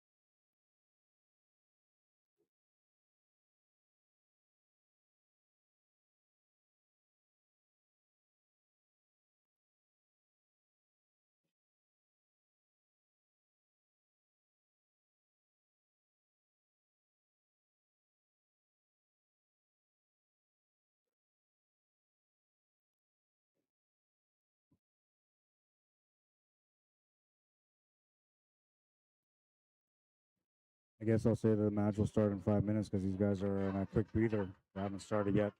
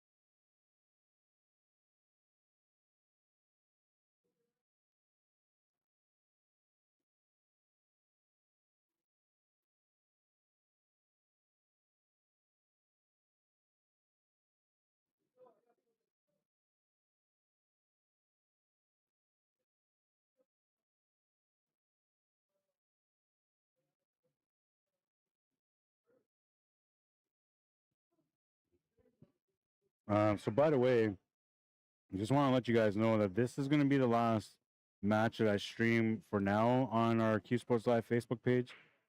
I want to make sure that I leave room for the guys in Calgary to be able to have their event on there too. It kind of sucks that Facebook did this, that only one of us can stream, because it used to be like the norm where they would stream and I would stream and everybody just got a chance to watch it, right? And but now the way they do it, it just kind of secludes one stream from the other, and it's not cool, man. Not fun. But I'm trying to be fair. I stayed off the Facebook Q Sports Live page for the last 2 days.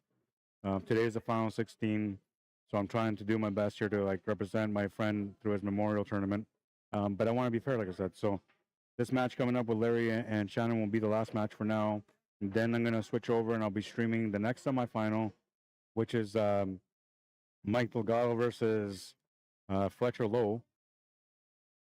And then from there, I'll continue covering the B-side matches. No, sorry. I'm going to have the A-side semifinal, the A-side final, then all the B-side matches. All that stuff's going to run on my personal Facebook page. But then the championship match, I'm going to try to get that on Q Sports Live Facebook page, okay? So hopefully you guys don't miss that. But there's a small chance that, you know, they're going to be streaming over there. Maybe they're in the middle of a match, and I may not be able to get the final or the championship match on Q Sports Live. If that's the case, just find me, Rod Arriagada. There's my Facebook page, Rod Arriagada, Q Sports Live, one word, Manitoba. You don't have to punch all that in. If you punch in Rod Arriagada, it's going to show you this. You're going to see, oh, Q Sports Live, Manitoba. That's the guy. That's how you find it. I will share the link for the stream on my personal page on the Q Sports Live page if at the time that I get to the championship match, I'm not able to stream it on there. And it will be on my personal YouTube channel, which is Rod Arriagada /CSL Manitoba. You can see it on the screen right now on the top one. By the way, if you go to the Q Sports Live Facebook page, make sure you guys follow us. If you go to my personal YouTube channel, make sure you guys subscribe to support the work that I do. I really appreciate it. If you don't, it's okay. I'm not going to get insulted. Not everybody enjoys the commentary that I do. And that's okay. You have a choice, right? Worst comes to worst, you could always just listen to music on Evo Sports. Oh my God, I found that so annoying. I get it. They do the music because they're trying to watch out for the copyrights in the background from pool halls. I get it. But it's so annoying, man. Same thing when I went out to like the Predator events, and this is pre-Evo Sports. Evo Sports wasn't a thing yet. But they did that too. So in their championship matches, they had people listening to all sorts of like elevator music, and it was kind of disturbing for a lot of the players, man. But that was probably worse than forcing everybody to like listen to that, right? So if it's in the stream, not as bad, I guess. But as a commentator, like I listen to it and I just hear the music in the background, and it feels weird. It doesn't feel natural to me. But yeah, if you don't like the commentary, that's where you can go, man. Or you can go check out the other Q Sports live stream. Those guys do an amazing job commentary all the time. Well, it looked like these guys were about to get started. Now Larry walked away. I guess I'll put this back up again. Jesus. Back and forth, man. All right, so we'll give him a couple more minutes. I'm still eating, and I don't want to chew on the mic, so I'm just going to take a bite. But I'm right beside the stream here, so as soon as I get going, I'll put down my food, and I'll get going too, man.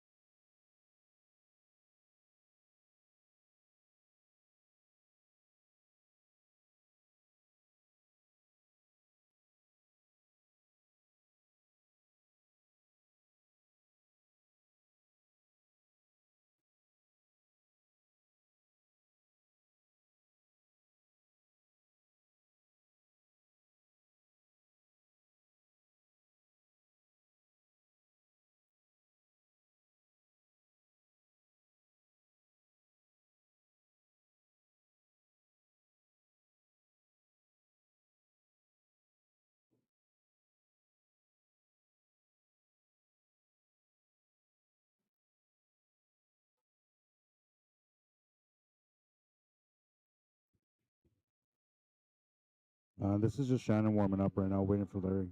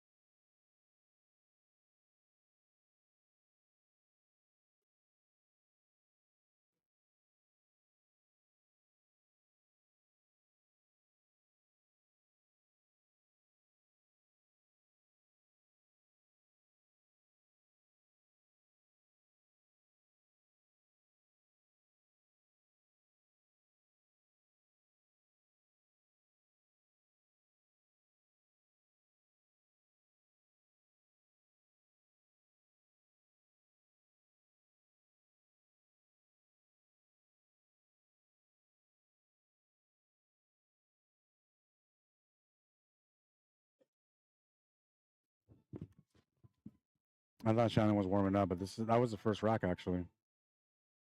So the match has started. We're about 5 minutes behind right now on the clock. Shannon's up 1-0. It's a race to 7. And this is the A-side semifinal. Winner of this will go into the A-side final. And at that point, they guaranteed third place. So this is really, really an important match right now. You have a guaranteed third, and you can get first or second, or you have to battle your heart out to try to get into that top 4 spot again. And it's going to get tougher because when you get to the B side, everybody's on survival mode. So it's not usually a walkthrough. It's usually like a lot of resistance, a lot of people trying to play their absolute best game.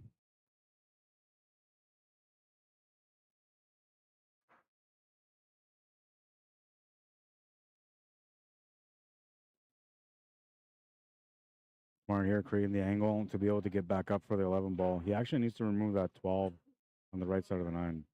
That is 12. Can't tell with the dark colors.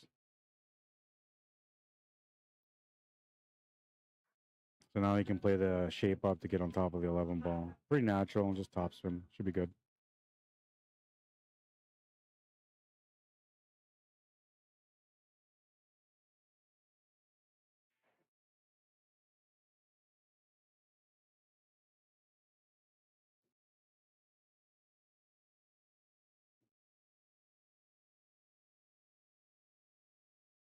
I like the break sound effect. Scares me at first.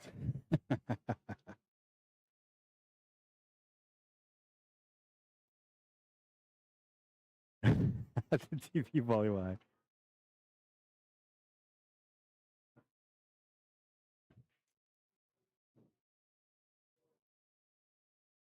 Well, we made quick work of that rack. 2-0. Shannon's starting to warm up now. He's starting to play the way he usually plays.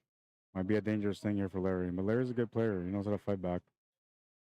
And it's not the first time he's played against Shannon. I don't know about their history, whether or not they have a history where one won more than the other, or if they split or anything like that. All I know is that they have played before.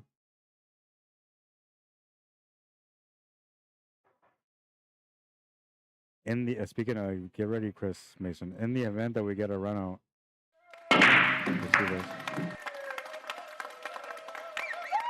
Which that's exactly what that was, I believe.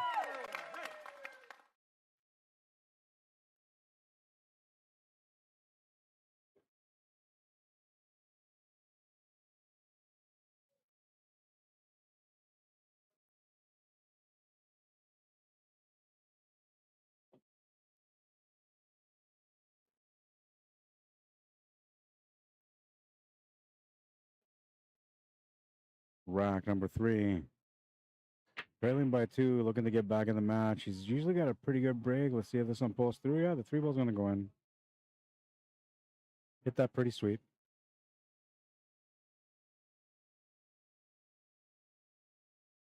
Hit that really sweet. I'm going to let that play again so it starts from the beginning, but he hit that really sweet.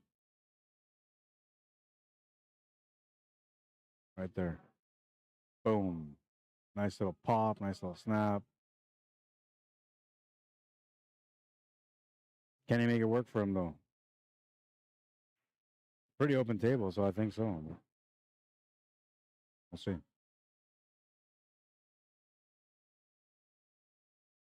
Key area would be that 13 ball, I guess, because everything else has a pocket, but the 13, it's very limited. It only has 2 out of 6 pockets available. Uh-oh. Oh, he almost scratched. He's so lucky, man. That's one of those ass cheek clenching moments. Yeah, like, oh, no, don't scratch. Oh, thank God I didn't scratch. For me, it usually scratches, man. So.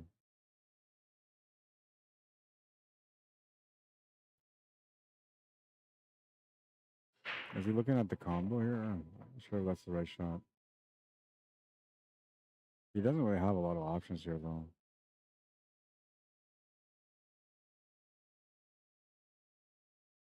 I don't think he wants to move that 9 ball. That's, or maybe that's what he's going to shoot at next, is the 9 ball.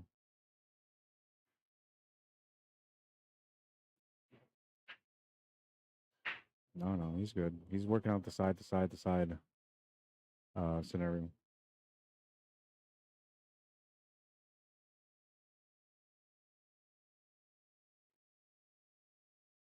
Needs an upward angle from this 9 to the 10, or needs to have the shot on the 10.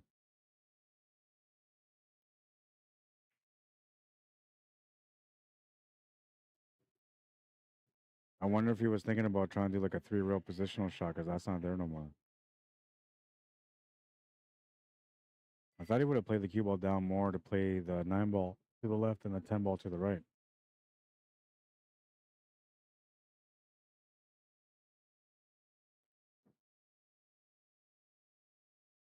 Not bad. He's giving himself a chance at the corner. And if he makes it, he's naturally lined up for the 8 ball. So he's just got to. Oh, wait, that's a stripe on the side. Okay. Yeah, so he's still okay. I thought that was an orange ball the whole time. Well, it is, but it's not the one that I thought it was. And he kind of jumped up on that when he missed a shot. I'm not sure if somebody walked by. It looked like somebody walked by on the screen. Server. Yeah, the server was walking by.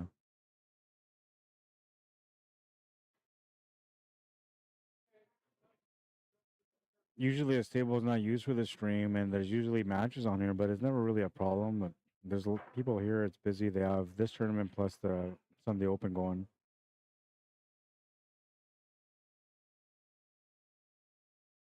And though some of the players are starting to clear out from getting eliminated from the Sunday Open, there's still people around here watching this event. What's up, Mr. Mod, Errol Cameron, Carlos Malcolm.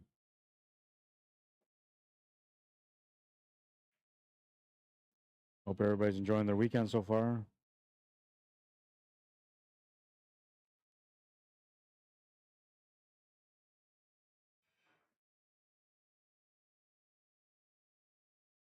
Bigger shot here, but we didn't really have any other option. And I like that he played off to the cushion and then up, because for me, like normally there, I would just go off the top rail and back down. That's always standard, just routine. But watching him play that shot there kind of opens up my eyes that you can play a little bit different. I like the way he played the shape for this one. And it wasn't so much about the shape, but it was more about like how he executed the ball to be able to control it in a good angle to have a follow-up shot. Because normally there, like I said, I go up table, come back down, and it's all about the speed of the shot only. For him, it was about the check spin And he's feeling really good about his game right now. This is not good for everybody else in the tournament.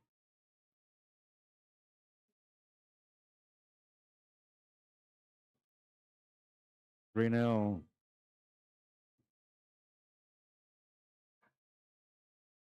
Perhaps we need to, I don't know, heat things up a little bit.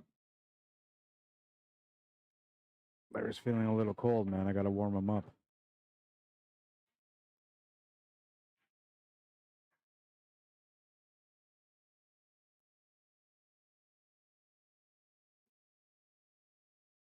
Rack number 4, Shannon Ducharme to break. 8 minutes in, well, about 13 minutes in, and we're already 3 racks into the match. Looking for some big action here. Would like to keep the momentum going on his side. Gonna make a ball to the side pocket. And well, he's gonna have an interesting startup, but there is a combo available, and I think, well, I guess the stripes available too. But the solids are kind of tight. I don't think he's got anything for solids.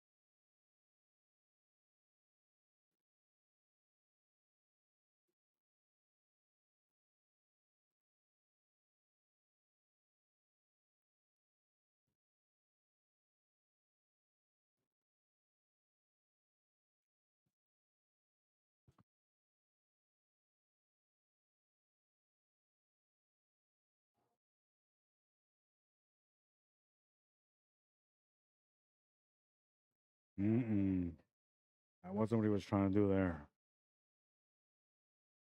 Still okay though. He has a shot.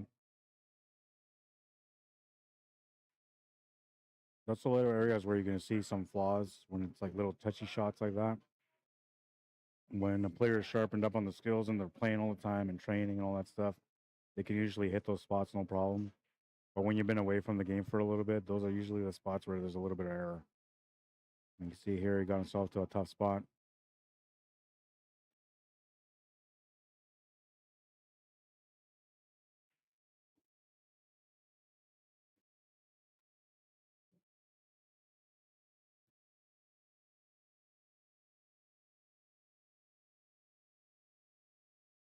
Putting on a bit of a clinic here in this matchup right now. Good angle on the 13 to get into that 9 that he needs to open up. A little bit of perfection required here, or at least an opening for him to have a follow-up shot after this breakout option.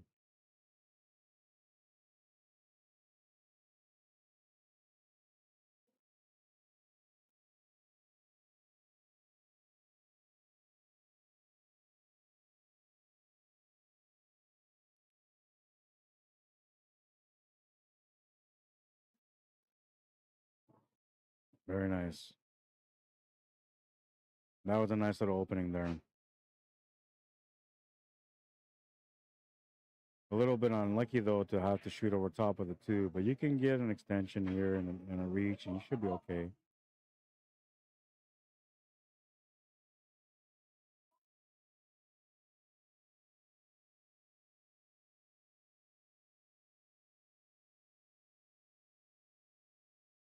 Now, what Larry needs here is he needs a chance to be able to get on the board on this rack. Because if his opponent, Shannon, ends up winning this game, he's going to be up 4 games on Larry. Now, 2 things happen to a player at that point. Either you try to break down too much and you end up making mistakes,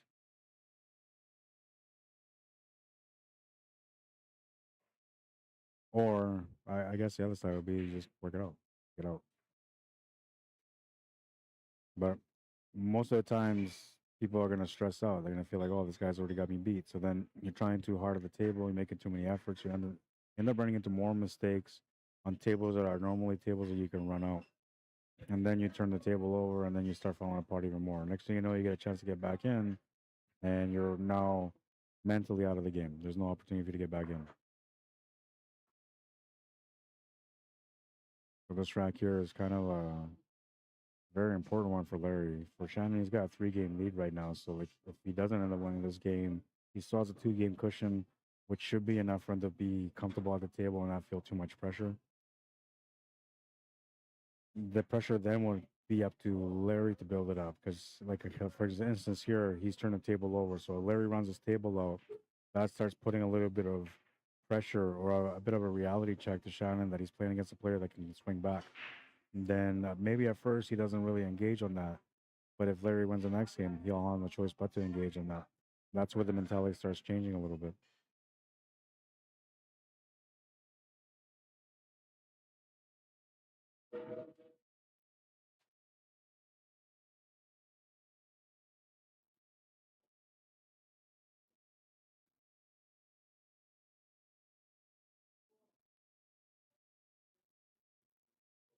Somebody used that one. I'm not sure.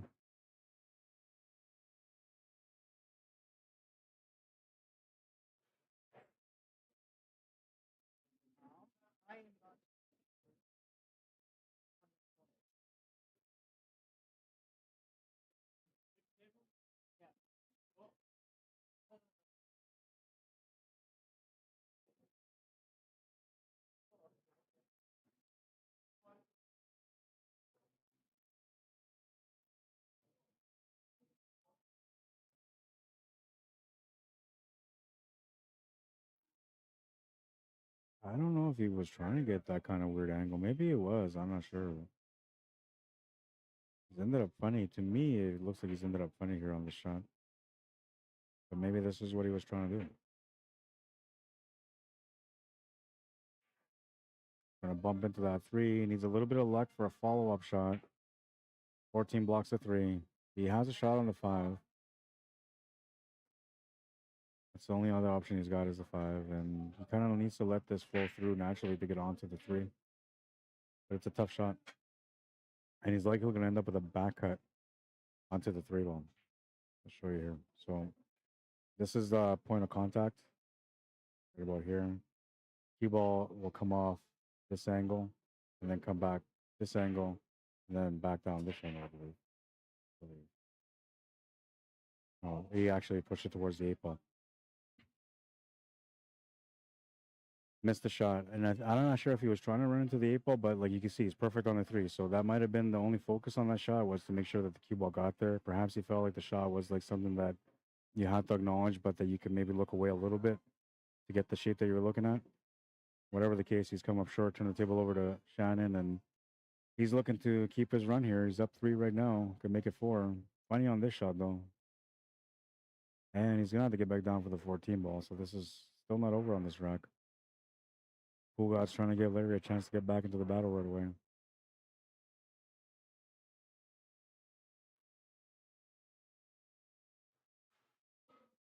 What's up, Allison? It's going good, man. We're down to the A side semis. The B side are running into the quarterfinals now. So some people have been eliminated. So I think we're at the top 12 right now. Everybody in the top 16 made money.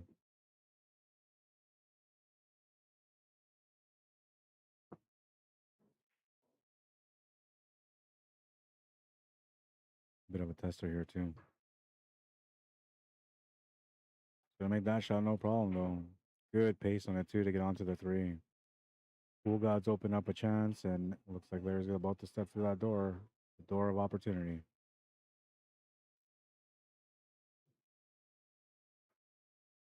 Somebody walking right by him as he's about to shoot. Boy, he's lucky he made it because usually when a server walks by, you're gonna miss that shot like 9 times out of 10. But this is good for him. Like, gonna start getting some confidence now. Not only that, but he's only 2 away from tying up this match, so it's a good sign for him. Time to wake up for battle, I guess, has now been called, and he's getting into battle.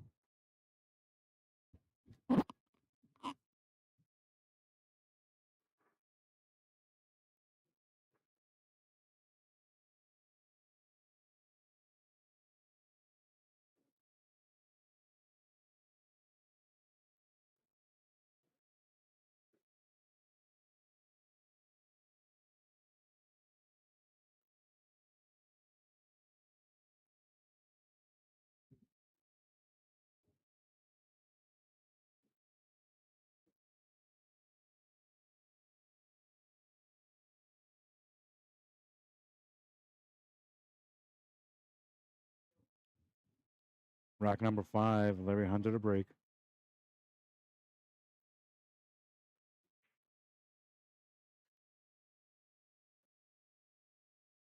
Been pretty good on his breaks, but he's gonna come up dry this time.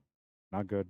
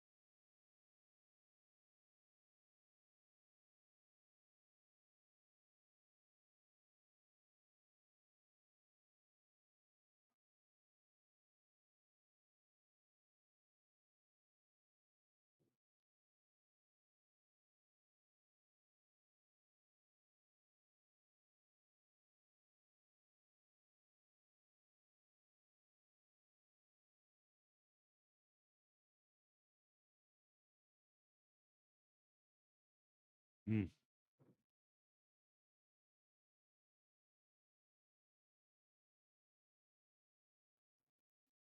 He's got a line that's gonna take him towards that one, and he's gonna want to avoid that. Doesn't want to change the table here. He's got to think this out. He's gonna have no choice but to shoot the 11 ball anyway. But what he's trying to figure out is how to shoot it so he can not mess up the table. Keep it the same way.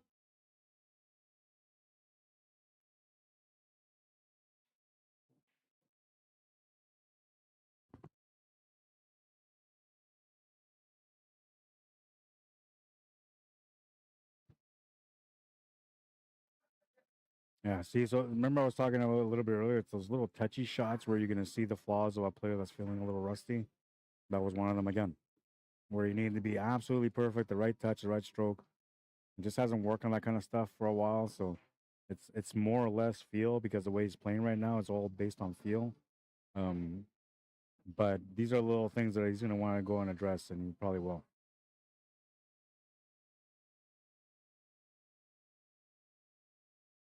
Never known Shannon to not be a competitive player, and even on his rough days, he's usually pretty good too.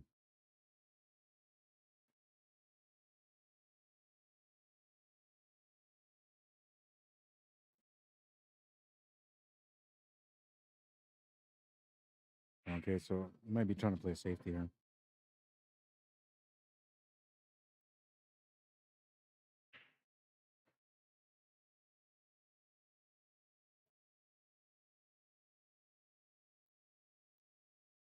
Definitely approaching the 5. I think he's trying to figure out where to put the cue ball, and maybe right in between the 2 and the 6 is the best option for him.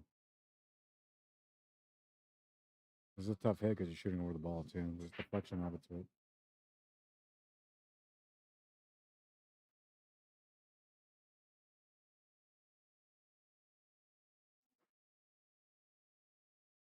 Maybe it was a bit of a two-way, like if he didn't make it, because had he missed, like he didn't really leave anything there for Shannon. But he called the shot. I'm pretty sure he called the shot, so he's got to work this out now. And the one ball still goes to the side pocket, so he's really not that bad of a situation here right now. The 2 and the 6 are the problem for him, so he needs to try to open that up or get onto one of the 2, which maybe that's what he was trying to do there on that one. I know the 6 goes to the left side middle pocket, so perhaps that's what he was trying to do, and he just came up short on it.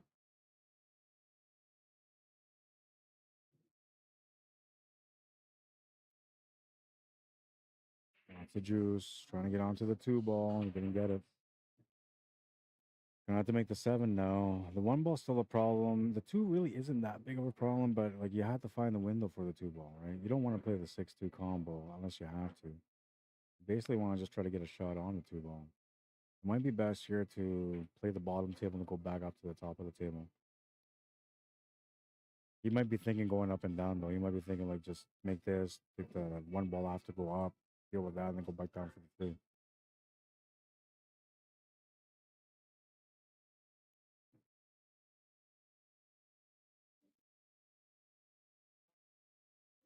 I don't think he got the shape on the 3 like he was looking for, maybe, and the 1 is not there either.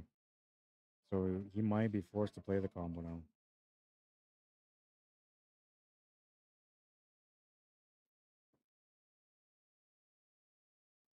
It's an important shot here now.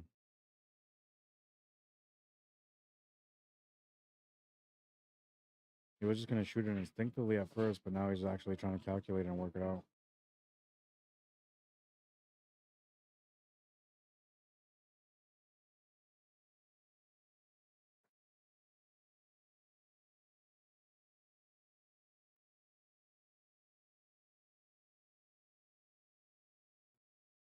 Very nice combo.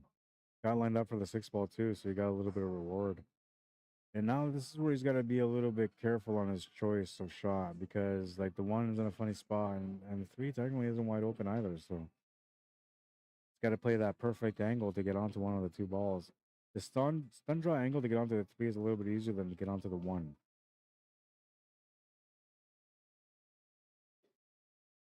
I think as long as you get the window between the 8 and the 11, you're okay, man. But if you're going all in on that shave, then if you don't get it, you're gonna be in trouble. And he's too smart for that. So instead of going in between, he went around and then got in between them. That's perfect. Now he's got the shot to the corner. All he's got to do is figure out the angle that he needs for the 1 ball so he can get onto the 8, and he's out.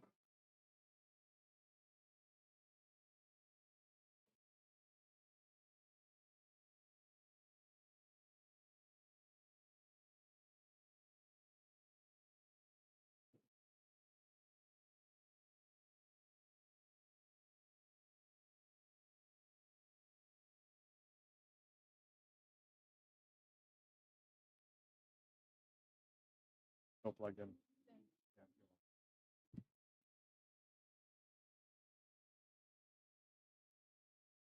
Oh, they're doing the 10-ball break.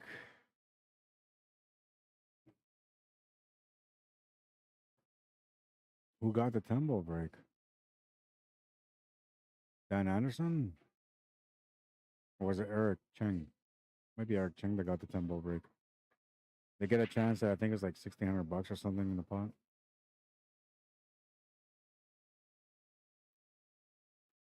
Good on Larry, man. He's fighting back here. Down by 1 now. Stop the bleeding real quick. Now, like when I made my predictions today, I forgot to include Larry Hunter in there because. Oh, yeah. I'm okay with that. Okay, so the players are on break. Kind of tight. I think Sean just wants to have a quick smoke. They're playing good pace right now. They're only like 30 minutes in and they're 5 racks in, so they're not bad. And this is a semifinal match. We're only going to have the semifinal after that. And then we're going to have the A-side final. So the B-side matches, it's okay. Whatever's going on over there, it's not interfering with what's going on here right now. We'll be back in a few minutes.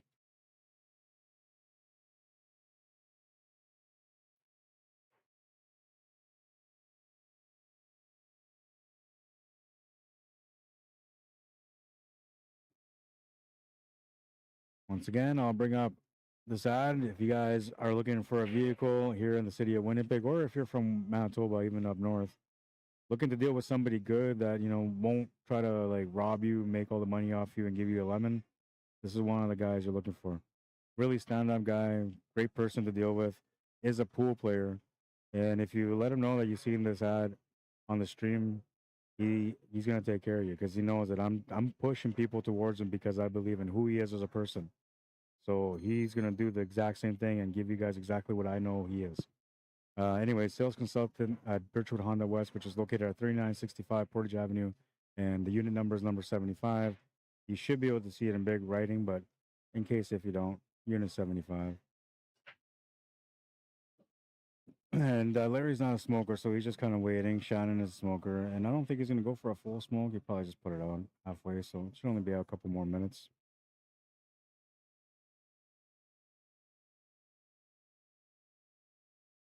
When we get to the championship match today, it is a 1-set final extended race. So right now, the high bracket players are racing to 9, the low bracket players are racing to 7. That's the way it's set up. And the player that wins the A side is going to have the choice between 8 ball and 9 ball, whatever they decide to play. Which likely whoever won the A side only played 8 ball, so there's like no chance that they're going to choose 9 ball. But if they happen to be a skillful player that's a 9 ball background player, they might. Right? They might. Or they might even try to mix it up a little bit. But usually, if your opponent's been playing 9 ball the whole time and you got to play against them while you've been playing 8 ball the whole time, you don't want to give your opponent a chance to be comfortable in his match. So you're normally going to pick 8 ball. I don't think we're going to see 9 ball for the championship match. I could be wrong, but I just don't see it.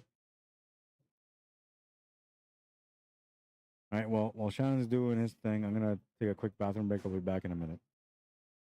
Don't go too far, but if you guys do, just remember, come back. The action is still going on this one.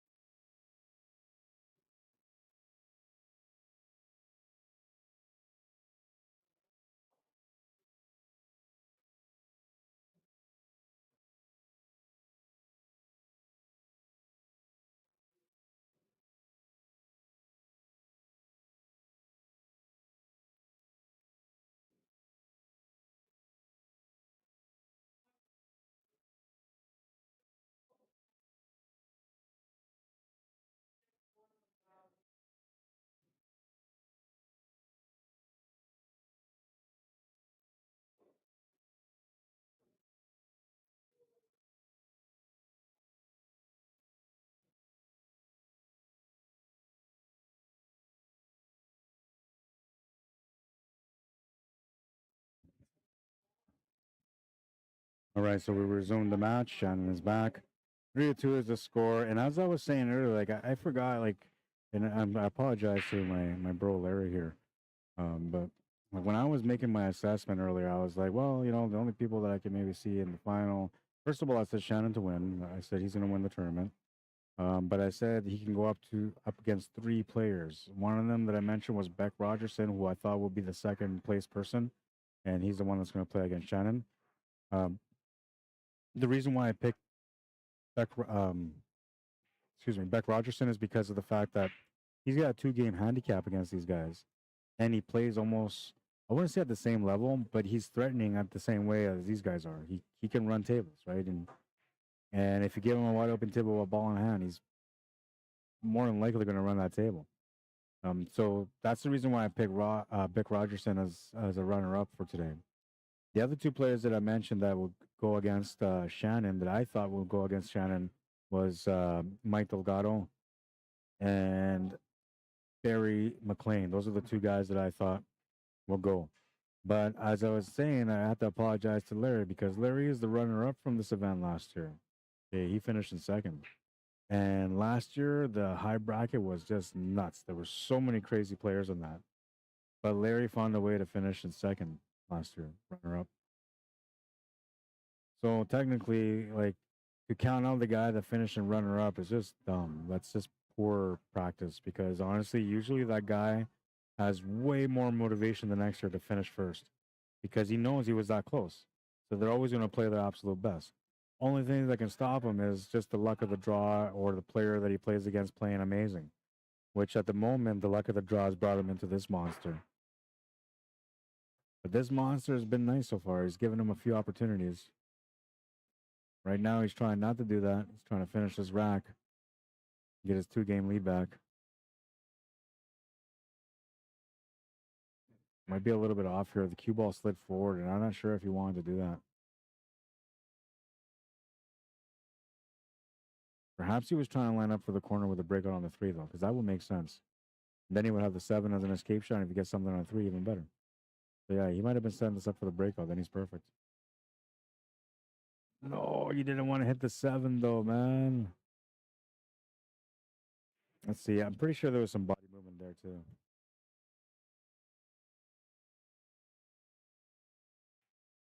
No, I don't think so. I think he just missed it. I'm going to look at it again. There's body movement after, but he usually does that. Oh, yeah, I see it. You guys probably didn't see it. I don't know if you guys seen it, but I seen it. So there's a little bit of neck movement, but also like his head popped up slightly. And that little bit of movement, that's all it takes for the ball not to go in. Maybe not so much on shots that are like relatively easy that for sure should go in the pocket. But on the shots that are tight, where you really need to get through some like tight areas, like you have to be so on point with a shot. And there can't be any body movement.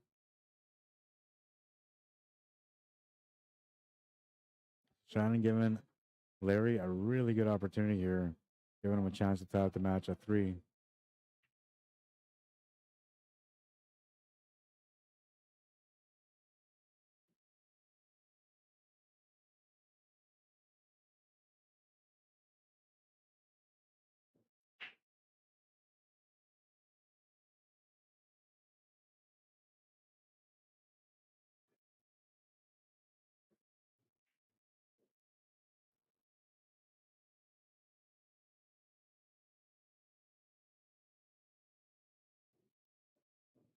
Good delivery on this one.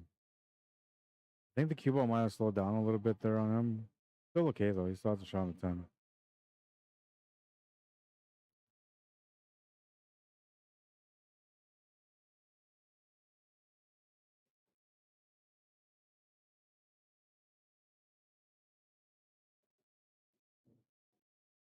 Nice smooth stroke on that one. Gets him onto the 15. And now he's got to find the finish, right? So the shot to the corner or the side. And the 8-ball is pretty much waiting for the finish.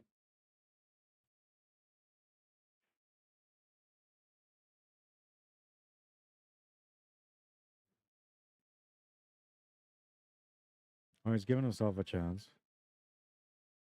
Got options for the side or corner. Side might be easier. Cue ball's going to travel a little bit more. Corner is better for position, but way harder of a shot.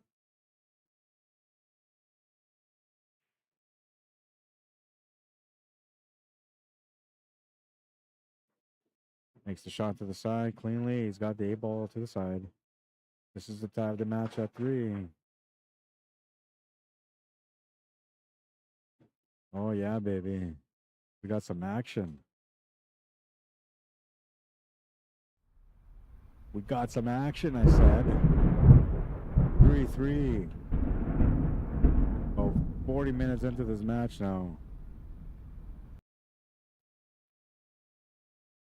Come on, let's go. Rack number 7 coming up. Very important match. Winner here, guaranteed 3rd place.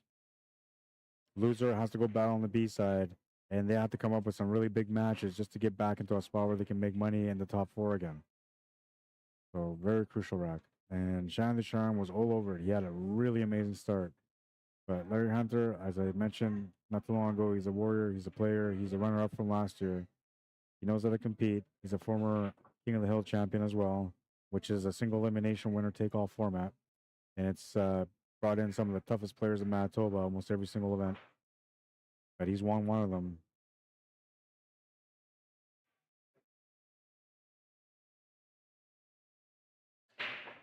Always gonna lose the cue ball.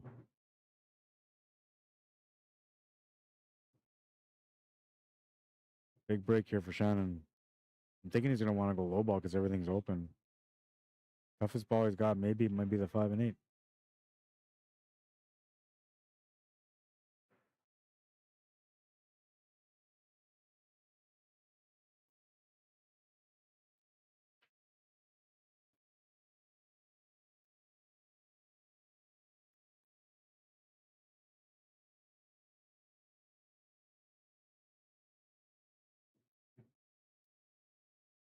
He took a stab at getting onto the 5. Just came up a bit short.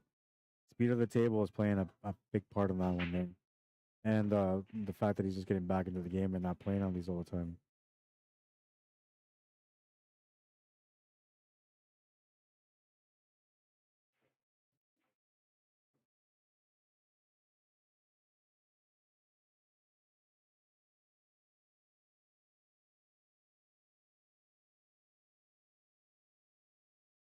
Yeah, he's locked in on this match now.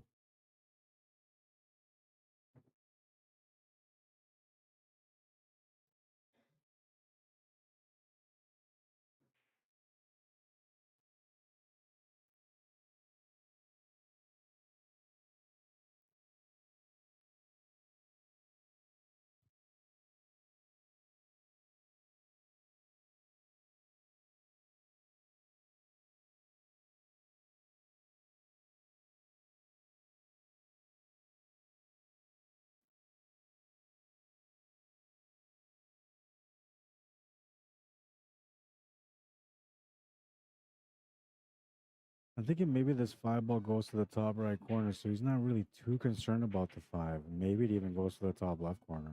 I can't really tell from the camera angle, but it looks to me like it does go. And the way he's playing the pattern here, like it's telling me that it has to go. Like he's not creating angles to get into it. Only the first time they try to get into it. Yeah, it went for sure. You know, he's off on the 1, so the 1 ball is gonna have to be the finish ball instead. It would have been best if the 7 ball was a finish ball because that gives him natural setup for the 8 ball, but this will work as long as he gets the right position on the 1 ball.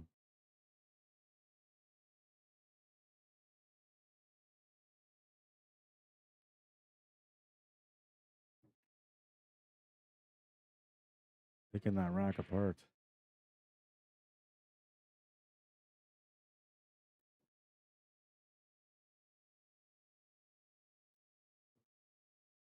Nice job, nice job. I think, was that a run out? Pretty sure it was.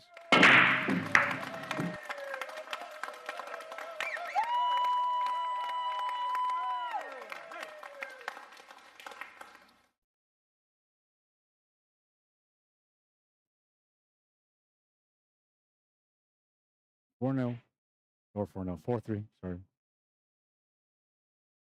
How do you know it's been a long weekend for me? How do you know that I've been barely sleeping? Watch me on Sundays, you'll know. If I'm all over the place, it's because it's been a tough weekend, barely sleep. But if I'm on point, it's because I've been sleeping really good and I'm okay. I'll be right back in 1 second. I got to put away my dishes here from the food that I ordered.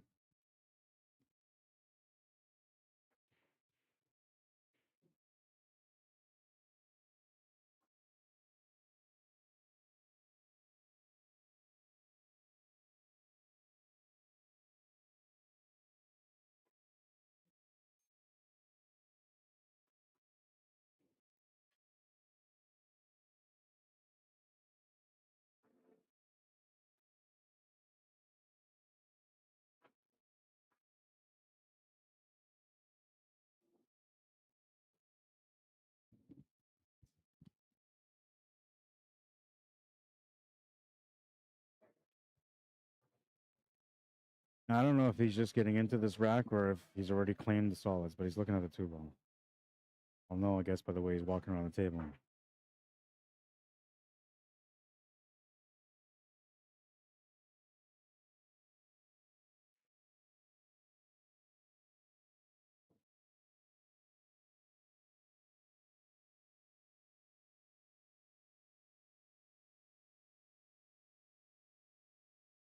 This will be the last match for me streaming on Q Sports Live Facebook page until the championship match, if I can get in there, because I don't know.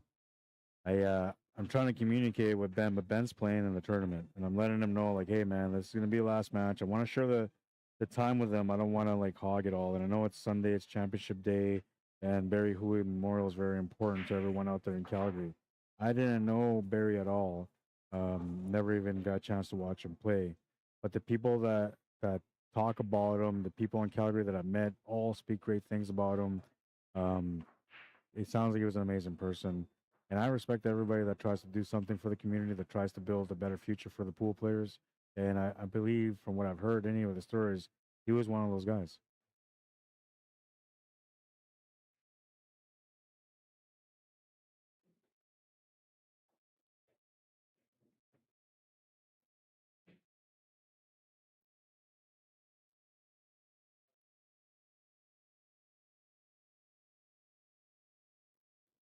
Picking the picking out the pattern here. He's got the 6 to the side now. It's another ball that's a bit of a concern for him.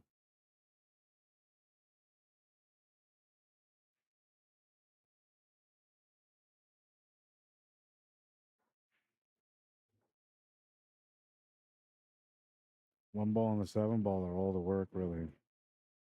But he's getting into that area now.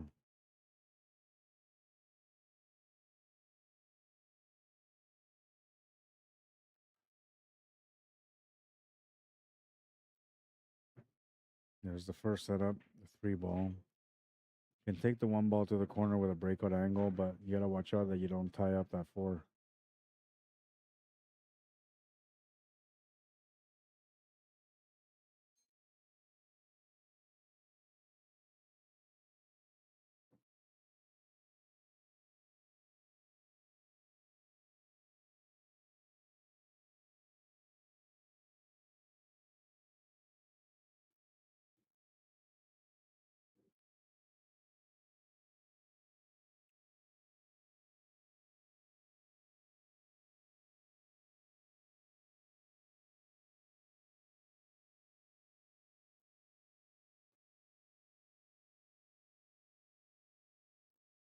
Something there that he's not 100% on.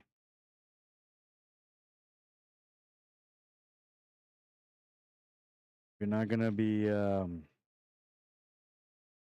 ready for the shot, then you shouldn't take it. Meaning, like, if you don't know where the cue ball is going, what shot you're taking next, those little things, then yeah, you're not ready to shoot.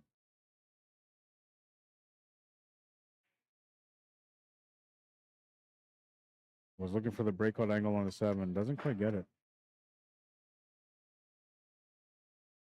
He can force the shot a little bit, but not a lot. This is not good for him.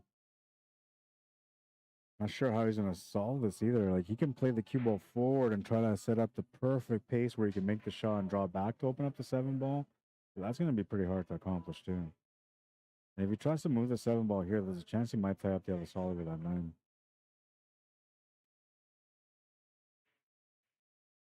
Oh, I missed the shot. That was another thing that could have happened. But he missed the shot.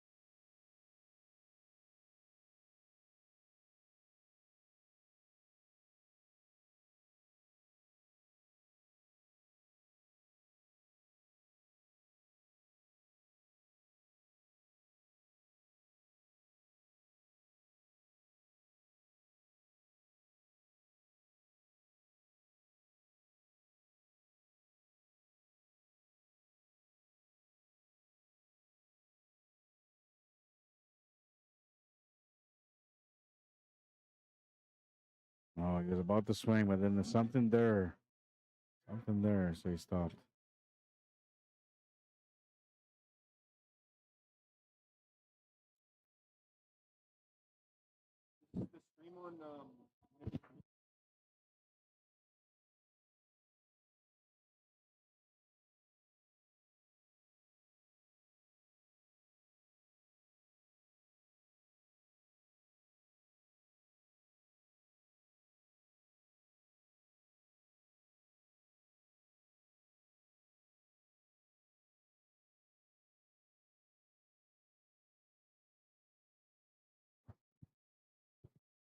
A little bit of conversation there amongst them. There's something there that Shannon didn't like. I'm not sure. But it wasn't like an argument. They were just joking around about something related to the game.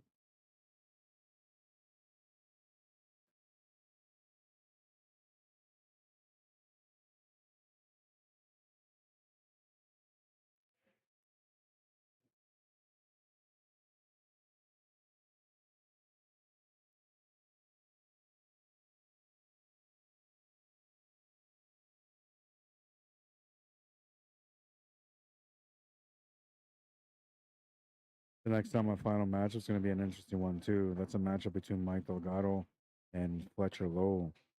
And Fletcher Lowe's a pretty decent player, man. He's going to get a 2-game spot against Mike, which I think balances out the match. And we'll see how Mike can deal with it because he's going to play against a player that can run tables. And he's got a spot in 2 games. That makes it extremely hard for a 700 to be able to perform the way they know how to perform.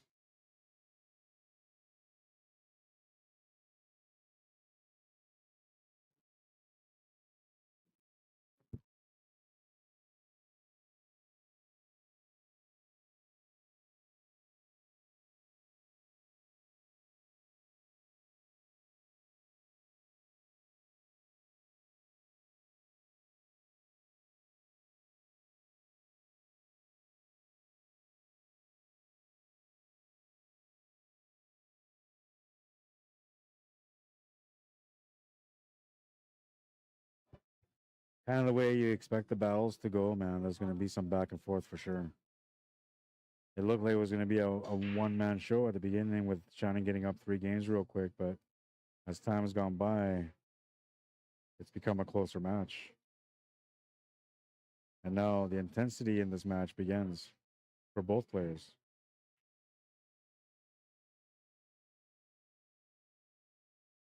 This could be a preview of the championship match, which would be only a 1-set final. Ooh, nice try, man. So nice of a try, but unfortunately, he's going to come up short. Larry's going to have to figure something out here. He's got a little bit of room to work with this one ball. He's to open up to 4 and 7.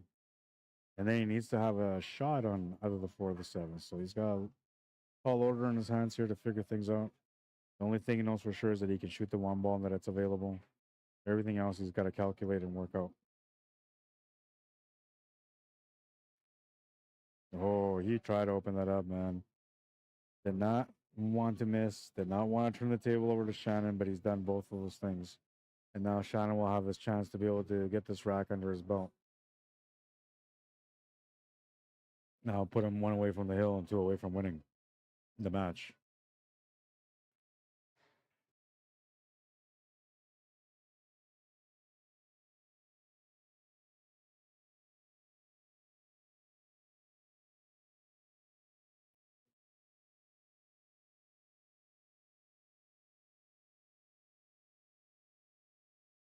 Looking for the reach.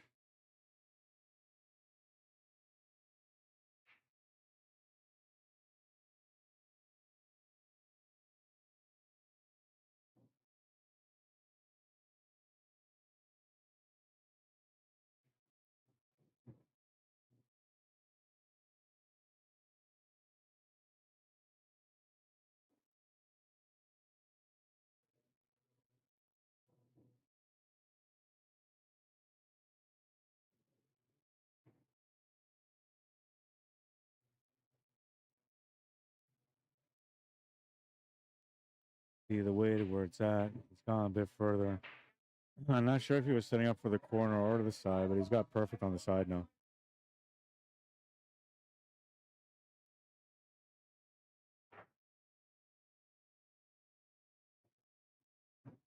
That puts him at 5-3. He gets his 2-game lead back.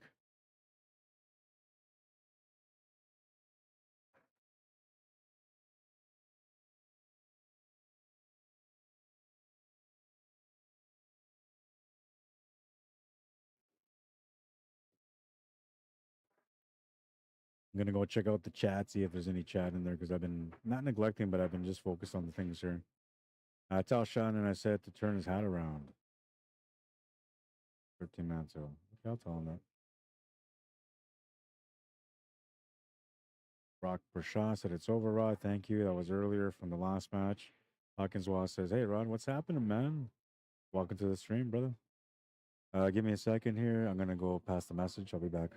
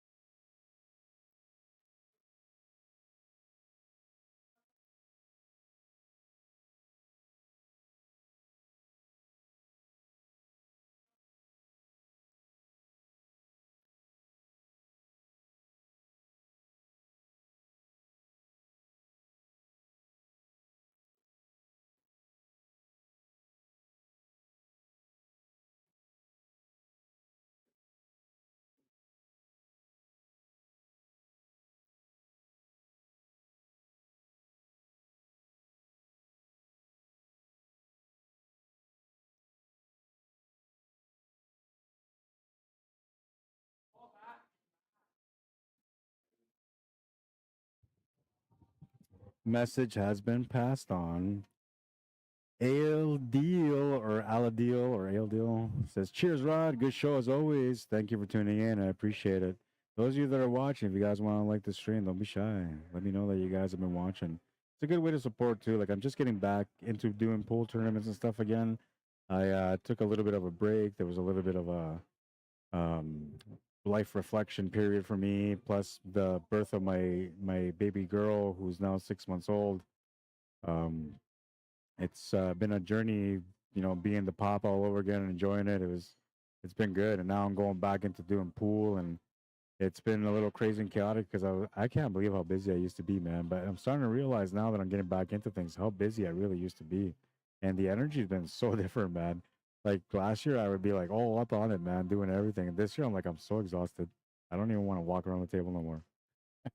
I try my best to like play the shot, make the cue ball come right back to where I started, so that way I don't have to move at all. And then just play another shot, use some more spin, get right back to that same spot. I'm slowly working a way where I don't have to walk around the table at all. Patrick Land, how you doing? Just glad to see you are back. Yeah, man, I'm happy to be back, but I need you guys to be the noise, right? So like on YouTube, like that's the biggest noise. That's where everybody that subscribe to my channel, they all used to watch the streams all the time. But over the last few months, I've been doing other things like elections and sporting events and concerts. So like it's been all over the place. And I think a lot of those people that used to love pool no longer see me as somebody that streams pool. They figure maybe I just quit this altogether because it's been 8 months. But it's not the case. So if you guys can like the stream, maybe share the stream, just make a little bit of noise for me. I would appreciate it, man. Let people know that I'm back. I don't know if that's a good thing or not, but I know that I love pool. So to me, that's a good thing. For those of you that, don't like my commentary, probably not a good thing.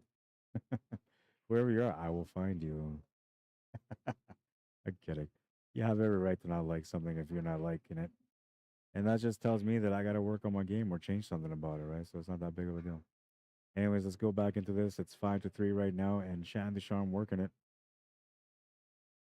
Trying to open up this little cluster here. Didn't quite get the opening that he was looking for.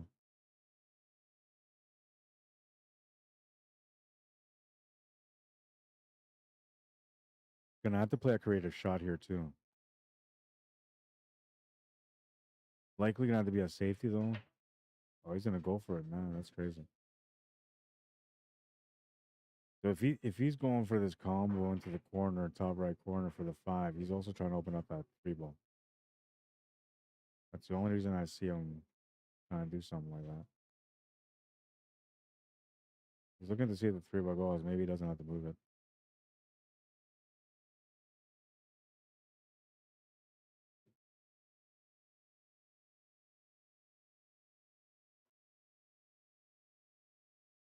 Big shot coming up.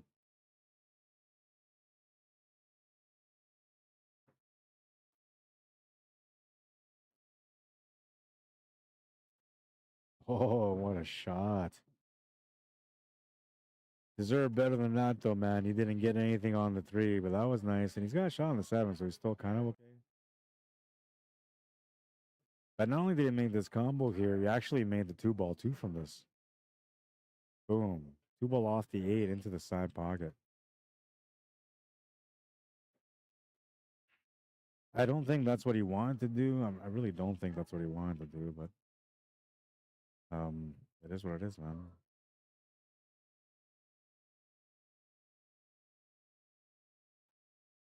You guys just deal with it the best way you can.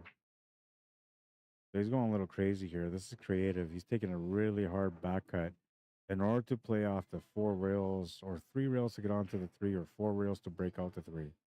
So this is very, very aggressive. Okay, he's just looking to shape up. That's all he's doing. So this is not impossible. He just has to focus on the shot. If the shot makes it to the pocket and he adds right hand spin, he should get on perfect for this 3.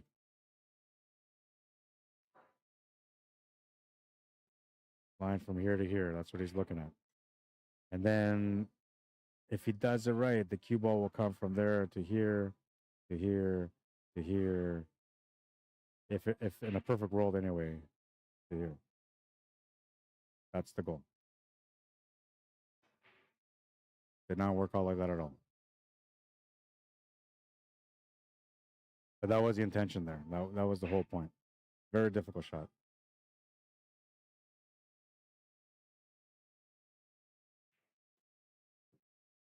I think for every player that comes to town, when you look at a shot and you say, like, I just have to go for it. And I think that's what it was for him there.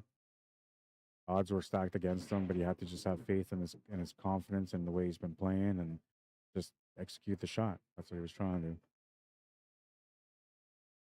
He wasn't comfortable with it though. Like usually when he's not comfortable, you see the body movement. There was body movement on that shot too.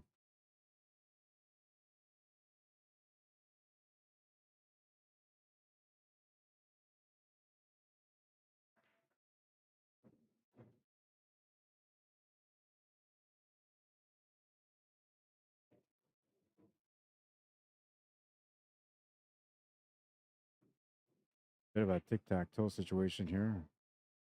Got to roll up, pot. Maybe one forced angle, and that's about it.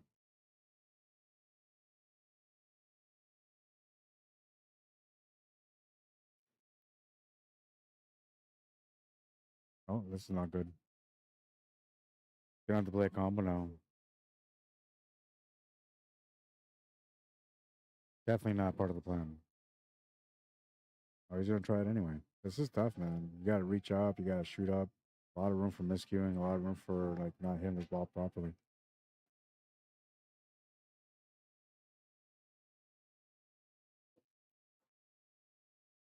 He's gonna make it though. And he's not gonna get clear for the stripe on the right, but he's got the shot on the left. And he also has the 11 ball.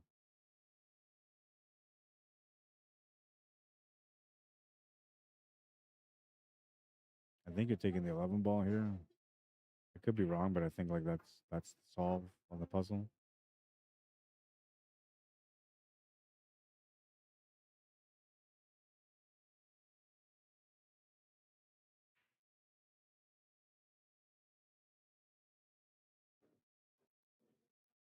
All right, so if he was to make that 11 ball, he would have no choice but to set up for the 12 ball next, which that's something he can accomplish, but the cue ball's gonna go a bit further. I'm not sure about that.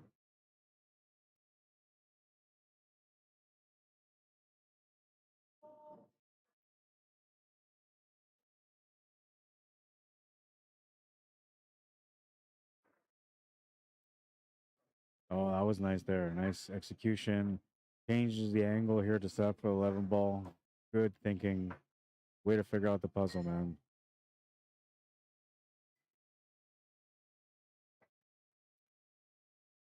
And it's going to be a confidence booster for him again because at the end of the day, he's still keeping up. He's only down by one after this.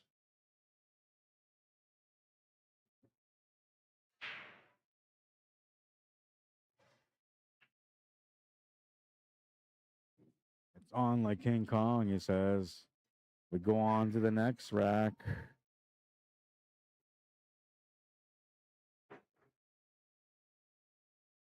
I think it's, yeah. Oh,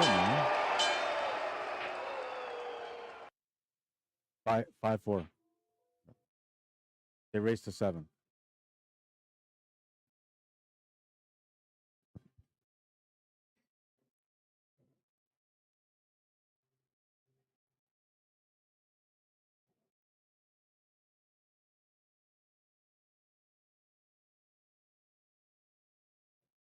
I just turned down my volume down, Ron. That's funny. It might be too loud. I don't know. Next one, I'll try to make adjustments on the sound. I didn't even thought about that, man. I was just like, I just want to make sure that you hear what I'm trying to put in there. And never even considered.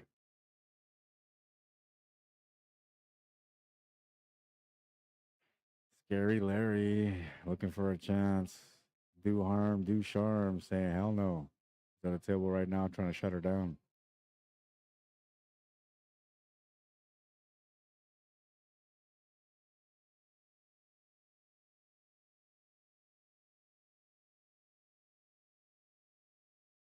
Talking about that yesterday, like how the generations kind of changed over the time.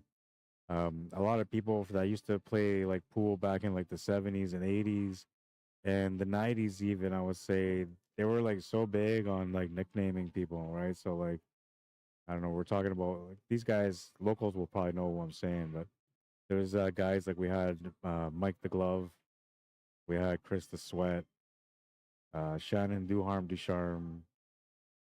Trying to think of some of the other names that were out there. Um, Big Red, which is Eric Horverson. Um, oh, Platt used to have a name too. I can't remember what his name was. Kid, Kid Cladicus, I think that's what they called him. Kid Cladicus. But it used to be a common thing over the like, or not centuries, over the decades prior to like now, where everybody kind of like nicknamed people over little things. We had a guy that was named Fast Eddie. He just shot fast pool all the time. Um, there was oh, I'm trying to remember all the names. So many names, but there's it was so common that you would give a player a nickname based on like a routine or who they were or what they did or what they drove or the kind of cue they had or whatever. There was always something, man. And yeah, I think that was kind of like what made pool pretty cool back then in those days. Not that I was around for the 70s and 80s much, but in the 90s, that's when I kind of got introduced into the scene. That's where all the nicknames were like live, man. Like Randy Pruden, he was the Stash. They call him the Stash. There's one of the guys here, they call the Mouth. I won't say his name, but they call him the Mouth because this guy would always like talk you out of your game while you're playing against him, right? Like he would just never shut up. So everybody would say, like, man, just shut up already. And then they started calling him the Mouth because that's all you ever hear is just him running his mouth. uh, but like little things like that, which like I'm laughing as I'm talking about all these names. To me, I think that's so cool, man. I think it's so cool. I don't have a nickname, but if I had a choice, I'd call myself the janitor because I try to clean all the tables up. But yeah, no. So like, and I mean now, like if you look at pool, like a lot of these professionals are giving themselves names. That's not cool, man. You're supposed to be like somebody picks a name for you, and it just sticks. That's the way it usually works. It can't be like, well, you guys can choose these three names. These are the ones that I want to be called. It doesn't work like that, man. If you're gonna be Chris the Sweat, you're Chris the Sweat. That's all there is to it. And honestly, like the reason they call that guy Chris the Sweat, he's probably been watching the screen right now. But the reason why they called him Chris the Sweat is because he used to come on and play pool, and he always wore sweats all the time, right? You would think with a name like Chris the Sweat, you're thinking like this is a guy that just sweats all the time. This guy like just never stops sweating. That's what you think, right? Or maybe he's the kind of guy that sweats action all the time. But no, that's not the case. He literally wore sweats all the time, so they called him Chris the Sweat. And Mike the Glove was one of his closest friends at the time, and he used to come around and he always put on the glove. And back then, like a lot of us didn't really play pool with a glove on. I still don't really. I have a couple of gloves, but I never wear them.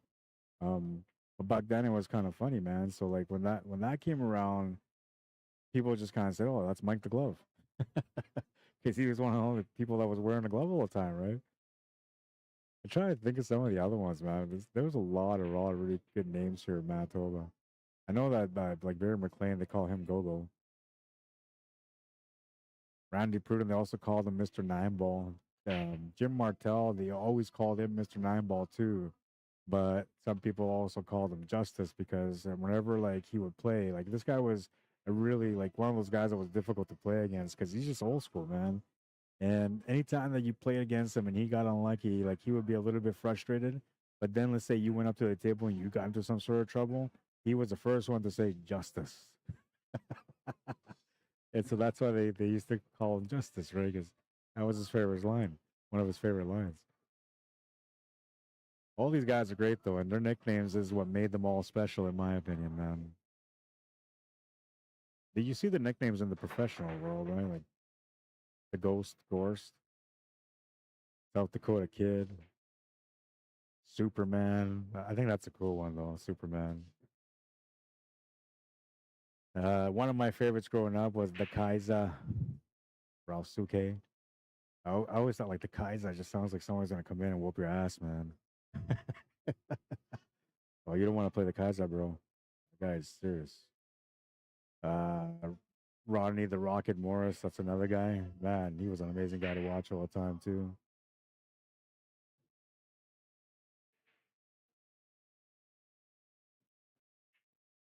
The Iceman. Yeah, there's a lot of cool names for professional pool world, man.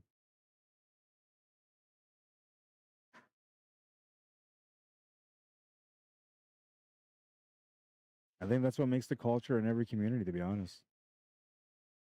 And there's another one. Speaking of nicknames, the hooker, Chris Hook. They call him the hooker because his last name is Hook, and I'm not sure. There's got to be more to it, but I always assumed that it was just because their last name was Hook, but they call him the hooker. And yeah, he's not that kind of guy. Hooker with an H, man, not with a WH.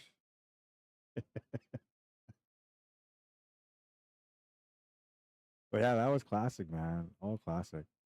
And like so many great people, especially here in Manitoba, so many great people with crazy habits that like they should all have nicknames. You know what? I'm gonna start doing a poll to see like what kind of nicknames we can come up for our players here. Because there's a lot of players that deserve a nickname. Larry Hunter. What do we call Larry Hunter? I don't remember.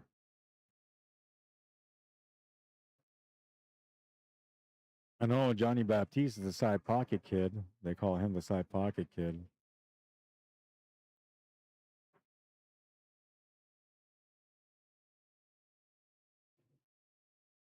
Larry Hunter. What would be his nickname? I know like Evanflow guys know, but there's a lot of you guys are gonna probably say something weird. Mitchell Malcolm says Carlos Malcolm nickname is Pressure Carl.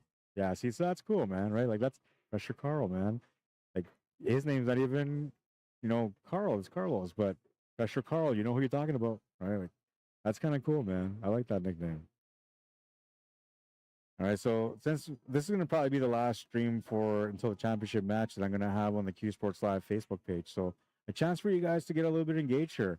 What is one of the coolest or some of the coolest nicknames that you have in your community for players? And not the ones that you make up for them that like only you call them, but the one that everybody else calls them, right?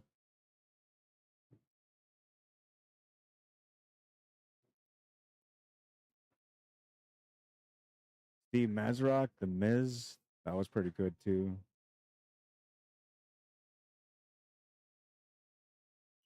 Earl the Pearl Strickland, classic. Francisco Django Bustamante, another classic. And you can't forget about the magician, Efren Reyes. So they have another magician and snooker, and that's Sean Murphy. I kind of feel like that's not right. I feel like if somebody has a name, you shouldn't go and steal the name just because you think it's cool and it's a totally different discipline. And then you got to respect the names, man. Like, what if we had another South Dakota kid? Like, everybody be like, who the hell is that? If it's not Shane Van Boning, you're not the South Dakota kid, man.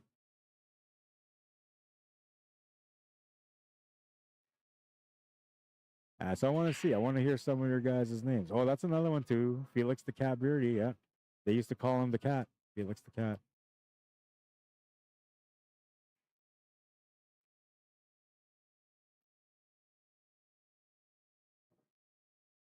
Jonathan Campbell says Larry Slowpoke. Dancing Dale. Okay, I like that. That's a cool one. There's a Dancing Bear, right? Elaine Martell. It's a Dancing Dale. I like that one. Machine Gun Luke. Everybody know who that guy is? Canadian player, Machine Gun Luke. And man, that guy is like, they call him Machine Gun because like he's just shoot, shoot, shoot, shoot, shoot. He like almost never stops.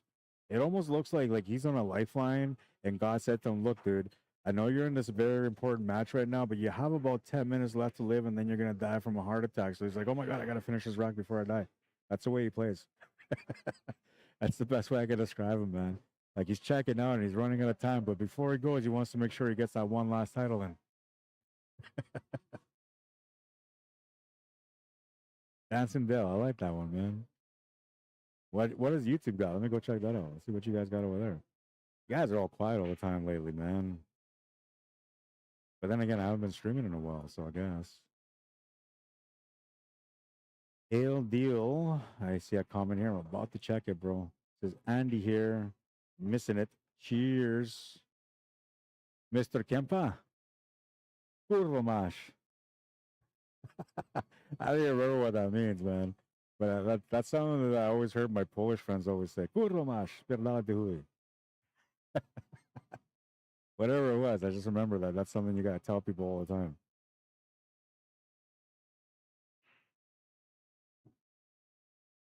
He's battling good in this match, man. This is now for one of these guys to get on the hill, and he's got a really good chance to get on it. Needs to figure out this 9-ball, though, and there's a forward angle on the 14 that can get him there. The only thing that he's got to watch out for is to not run into that 2-ball, because that will change the angle. And then there's the other option of maybe just settling for the bottom right corner on that 12, sending over for the 9. That's a little bit more riskier, though. And it's something I don't recommend. It's more of a feel thing than anything. Oh, yeah, suitcase. That's a funny one, too. Ryan, suitcase, Spence. You know. All right, well, since you brought it up, I'm going to send something to myself. I did something a little while ago. That's got to be under my favorites, I think. So AI is kind of a cool tool, man. See, I think it was under favorites. Or I guess it would be under videos. I'm going to send this to myself. I'm going to load it up. I'm going to show you guys what I did. I'm a playful soul. So, you know, suitcase, when you see this, no offense, bro. I think it was the second one. Must have been the second one.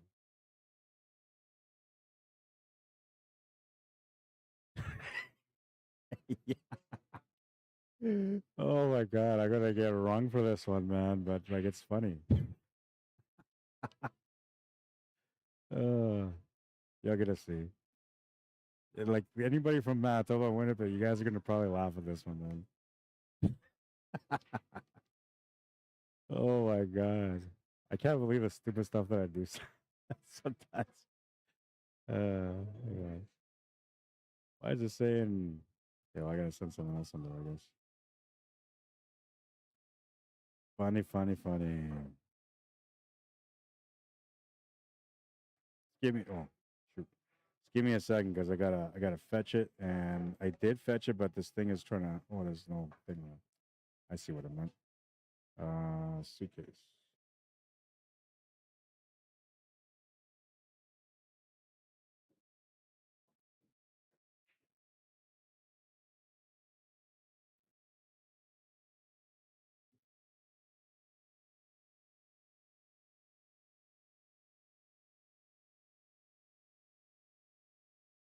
You came on through the bedroom window. Yes. I'm almost set up for it.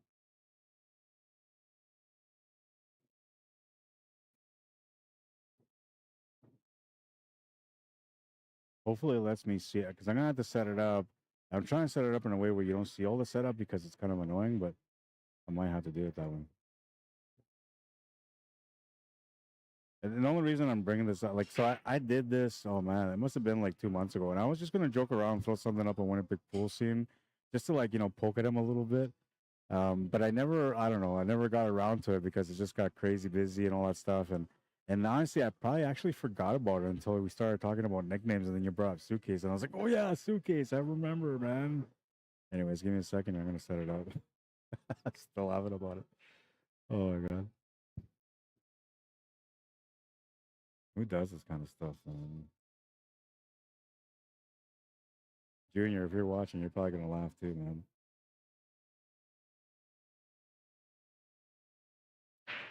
Should I put her? I guess I'm gonna put her on a loop. I'm gonna put her on a loop so that way people can still see it. Where is it, man? I just downloaded it.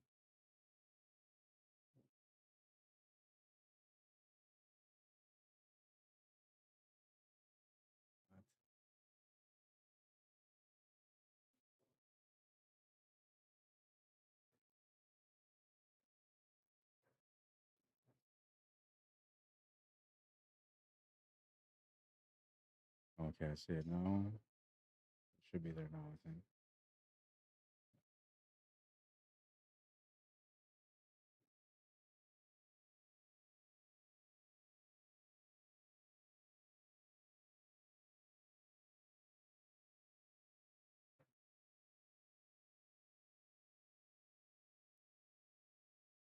Hmm.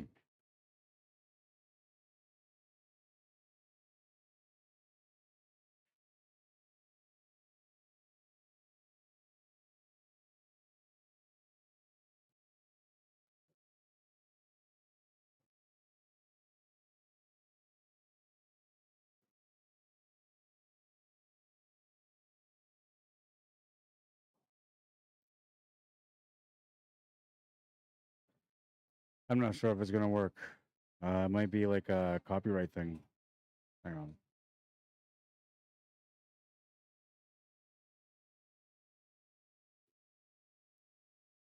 I'm gonna have to do it like as I go through here on the camera. So I'll wait till this rack is over, then I'll pop it up. And then I'm gonna have to make adjustments. It might be upside down, it might be sideways. I don't know. That's all the stuff I'm gonna find out right away.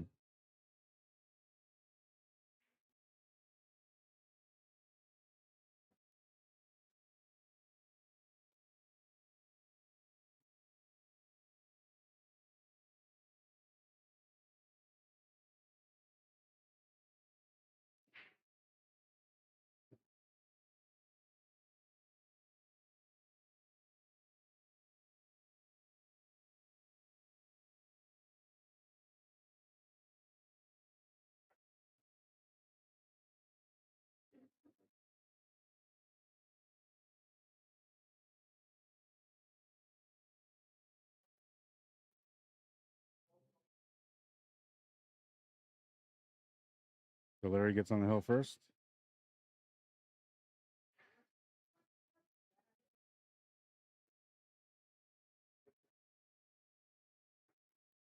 Yeah, let me see if I can pop it up. It may not work. Oh yeah, so there it is.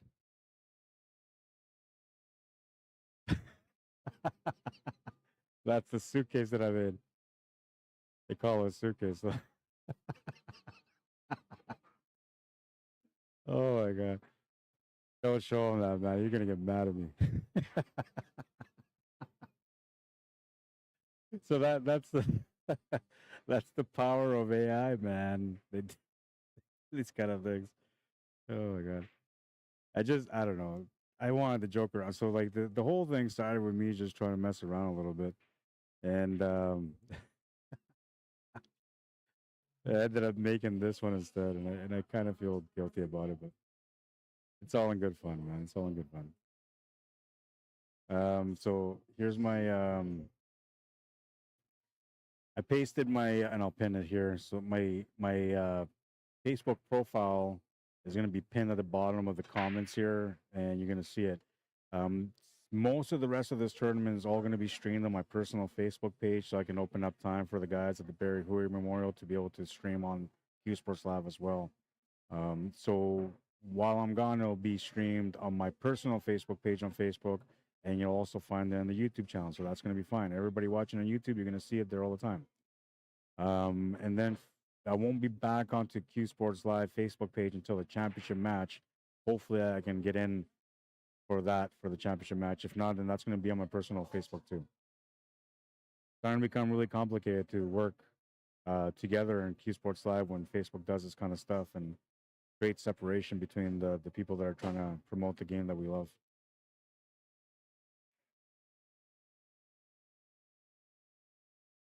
Suitcase, man. Orvis, did you see it? No, Orvis didn't see it. I'll show it to you. I'll show you what I did, Orvis, for suitcase. I had a couple of nicknames, like them all, says Andy Campa. Carlos Malcolm says, in the flow here we have Darren the Unknown, aka Darren Malcolm. Mitchell Malcolm says Larry's came up with his own nickname, Pressureless. Nice shot, says Dwight.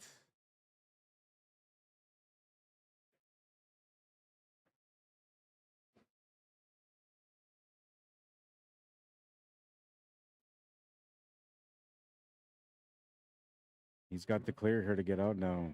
Runner up from last year's event, so thirsty for the championship. And he's playing against one of the biggest monsters in this tournament right now. He's got the lead though. He's got a chance to close out.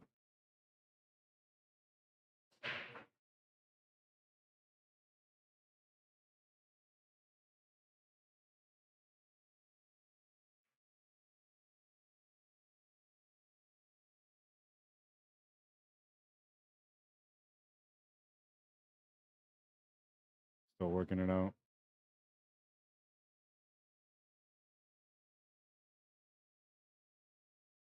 I'm thinking he's gonna want to set up for the 2 ball, but he might be setting up for the 7 ball. He might go 1-7-2-3. He might go that way. Or maybe he's gonna go 1-7-3-2. I think I actually like that better, but we'll see. Oh, I decided to go 2-3. I think 3-2 might have been okay. Yeah, this is not good. He can make the shot. He'll have a shot on the 3. But he'll also have a back angle on the 3, which is going to take him into a weird spot.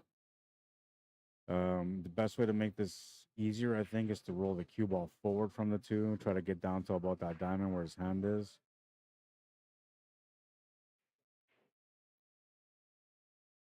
And then it's all a touch shot because you're going to have to go and crash in between this 10 ball and 9 ball. But when you crash through him, you're going to try to crash through him in a way where you can open up for the 8 ball in the side pocket. He's just trying to figure it out. That's the only way you can do this. Oh, you seen it? Yeah.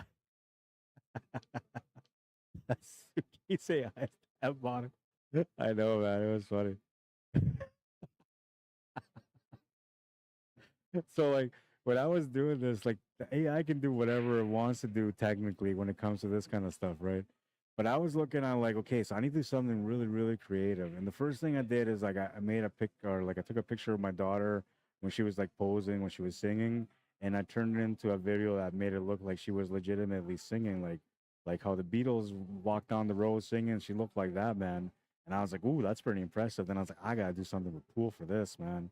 And I tried thinking about different things, and so I got some really good ideas of the things that I wanted to do. And but all the stuff that I was trying to do with this was all like creative, like boring stuff, right? Creative stuff that would just make pool a little bit more entertaining or funny or whatever. And that's what led me to like funny.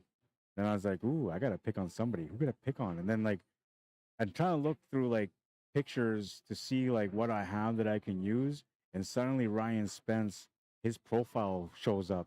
Like I don't know if this is coincidence, bro. It wasn't me. That was the pool guys, by the way.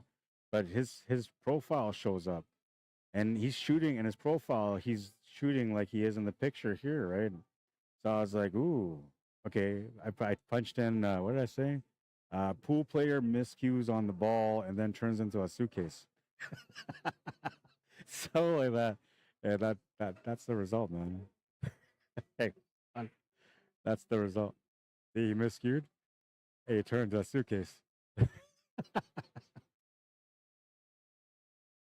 Uh, but so the other one that I made, actually, this is not the one. This is the one where like he just walks up a suitcase. But I made one, and I don't know where it is now. But I made one where he literally turns into a suitcase.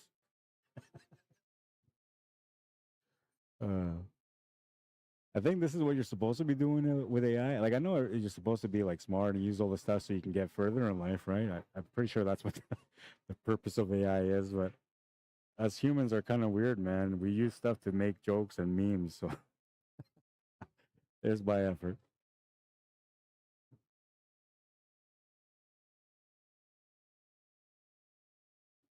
Well, it's serious business now. This is to push it to the last rack. And he's got a pretty wide open table, man. Larry had a good chance there, but like, I don't know. I don't think he really thought it out well enough for the finish on the 3. He was always going to end up colliding with those 2 balls if he didn't end up clearing a good angle on it.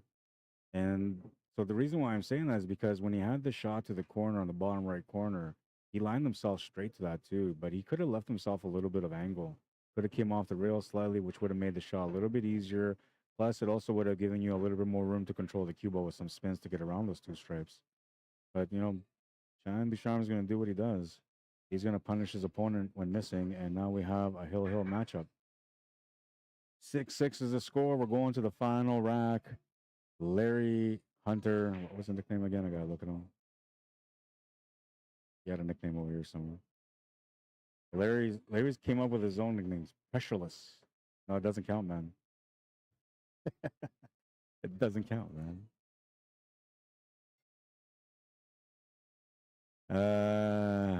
Let's see. I got some more comments here. Jimmy Charbonneau, sorry for your loss again, bro. Says Thorborn, the Grinder, and the Lion Pagalion. Yeah, those two guys, they're pretty cool names. The Lion Pagalion is definitely cool, and he capitalized on that, right? Like if you look at his products, it's a lion head, right? So pretty cool, man. No matter the pressure, I'll figure it out, says Carlos Malcolm. Stephen Valley says we also have a Mr. Safety. Patrick Lyon says it's not a pool nickname, but darts. But I liked the Canadian player nicknamed Darth Maple. Cool. I like that too, man.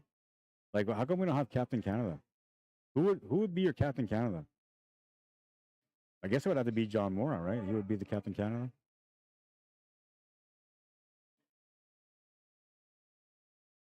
6-6. We're into the last one, man.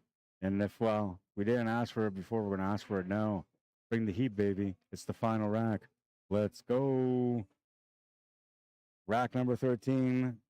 Larry Hunter to break, breaking for the match. This is to get into the A-side final, guaranteed third place in the event.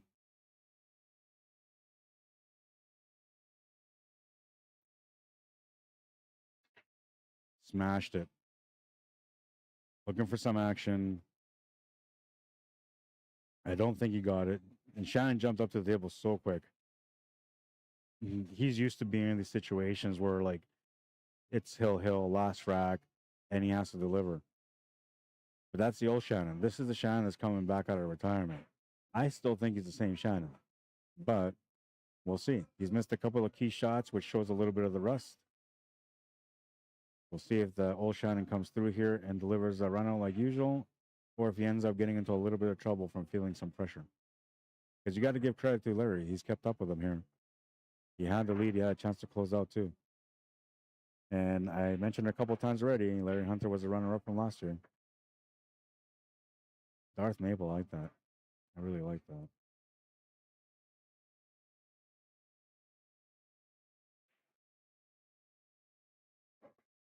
Earl Abyss, what's up, bro? Eric Aslin, welcome to the stream. Suitcase diabolical. Yeah, man, that was funny. I appreciate that you laughed at that one, Suitcase. I wasn't trying to be I wasn't trying to be disrespectful. I was just trying to make something funny, man. Larry the Iceman Hunter says, Tyrone Desjardins, what's up, bro? The Iceman Hunter. I actually think I heard that before. Pretty sure I heard that before. Tammy Boyko, how you doing? Paul Post, what's up, man? Mizan Raman, welcome to the stream. Femmed one, man. I thought you were going to be in the final 16, bro. I thought I was going to be in the final 16 too, though, so it's okay. We're on the same boat, man.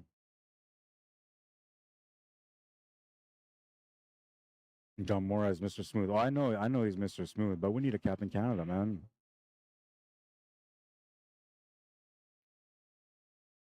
Captain Canada.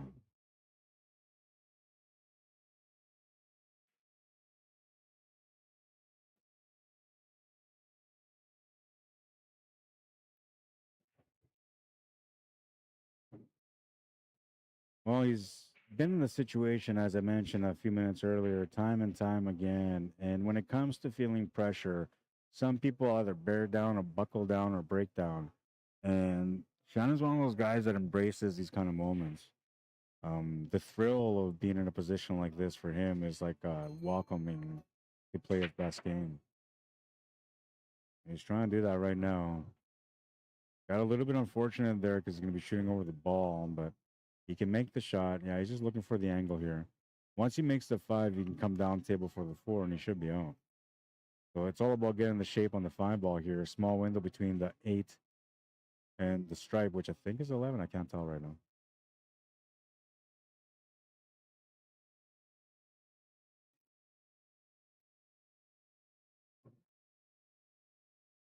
And he just got into that window. I'm not sure if he's got the shot, though. I know he can see some of the ball, but can he make it into the pocket? And if he can, he's going to be out. But if he can't, then later we'll have a chance to be able to close out again. Oh, he made it all day long. He was fine. And see how he kind of jumped there? Like, that's when you know Shannon's playing his best game. He's got this thing, like, and he's not really jumpy right now, but you can see, like, he's engaged. He's walking around. He's pumped up. He's feeling it. This is classic Shannon right here. And another great delivery under pressure. Hill. His opponent gives him a turn to the table right off the break, and he will capitalize on that one, shut her down for the win, and that's a round.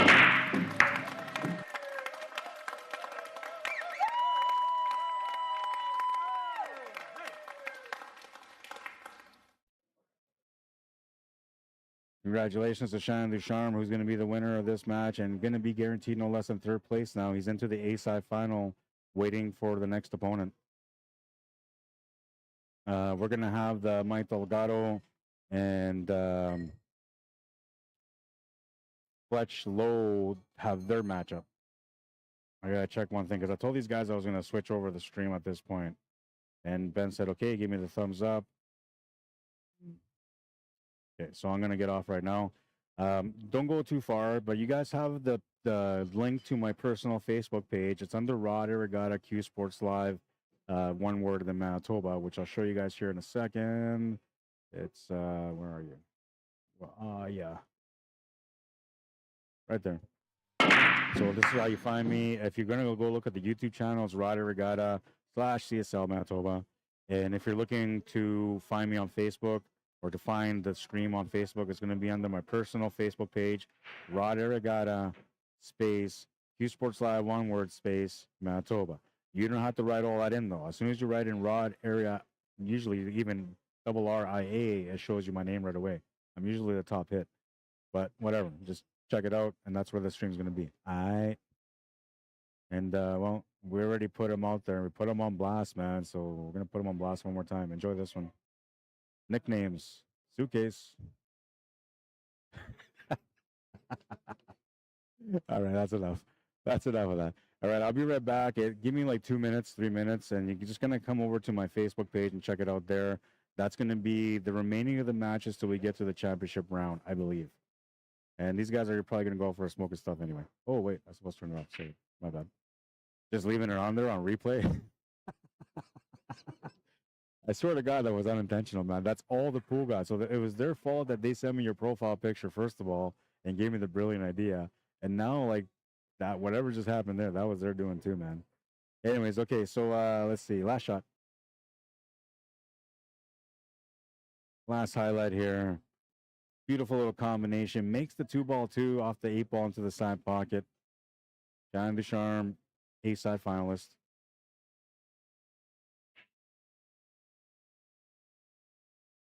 All right. And we did that. The pool wisdom. The more you sweat in practice, the less you'll bleed in battle. What that means is you got to get out there and work on your game. There's a certain point in everybody's pool career that you have to face the reality of where you truly are at in your game. You're either good to go or you need to work on some things. And the more honest you are with yourself when you're at that point, the quicker your game is going to grow, because then you're going to want to focus on the things that really matter, that will change your game into a better competitive style. But you have to be honest with yourself, and you have to be looking for the opportunity to grow and become more, right? You're not going to do that by playing handicap tournaments where you're safe because you got a game spot against the best player in the city. You're also not going to learn from playing against the best player in the city straight up. But the more that you get into that matchup against the top player, the better your confidence becomes, the more you learn about the right way of playing, and it won't be long before you go out to that table, work your butt off until you become the champion within. I know you're going to do it, man. I look forward to seeing you get there. And I hope you guys will, oh, what did I say? Have a good night. Didn't I change this last time?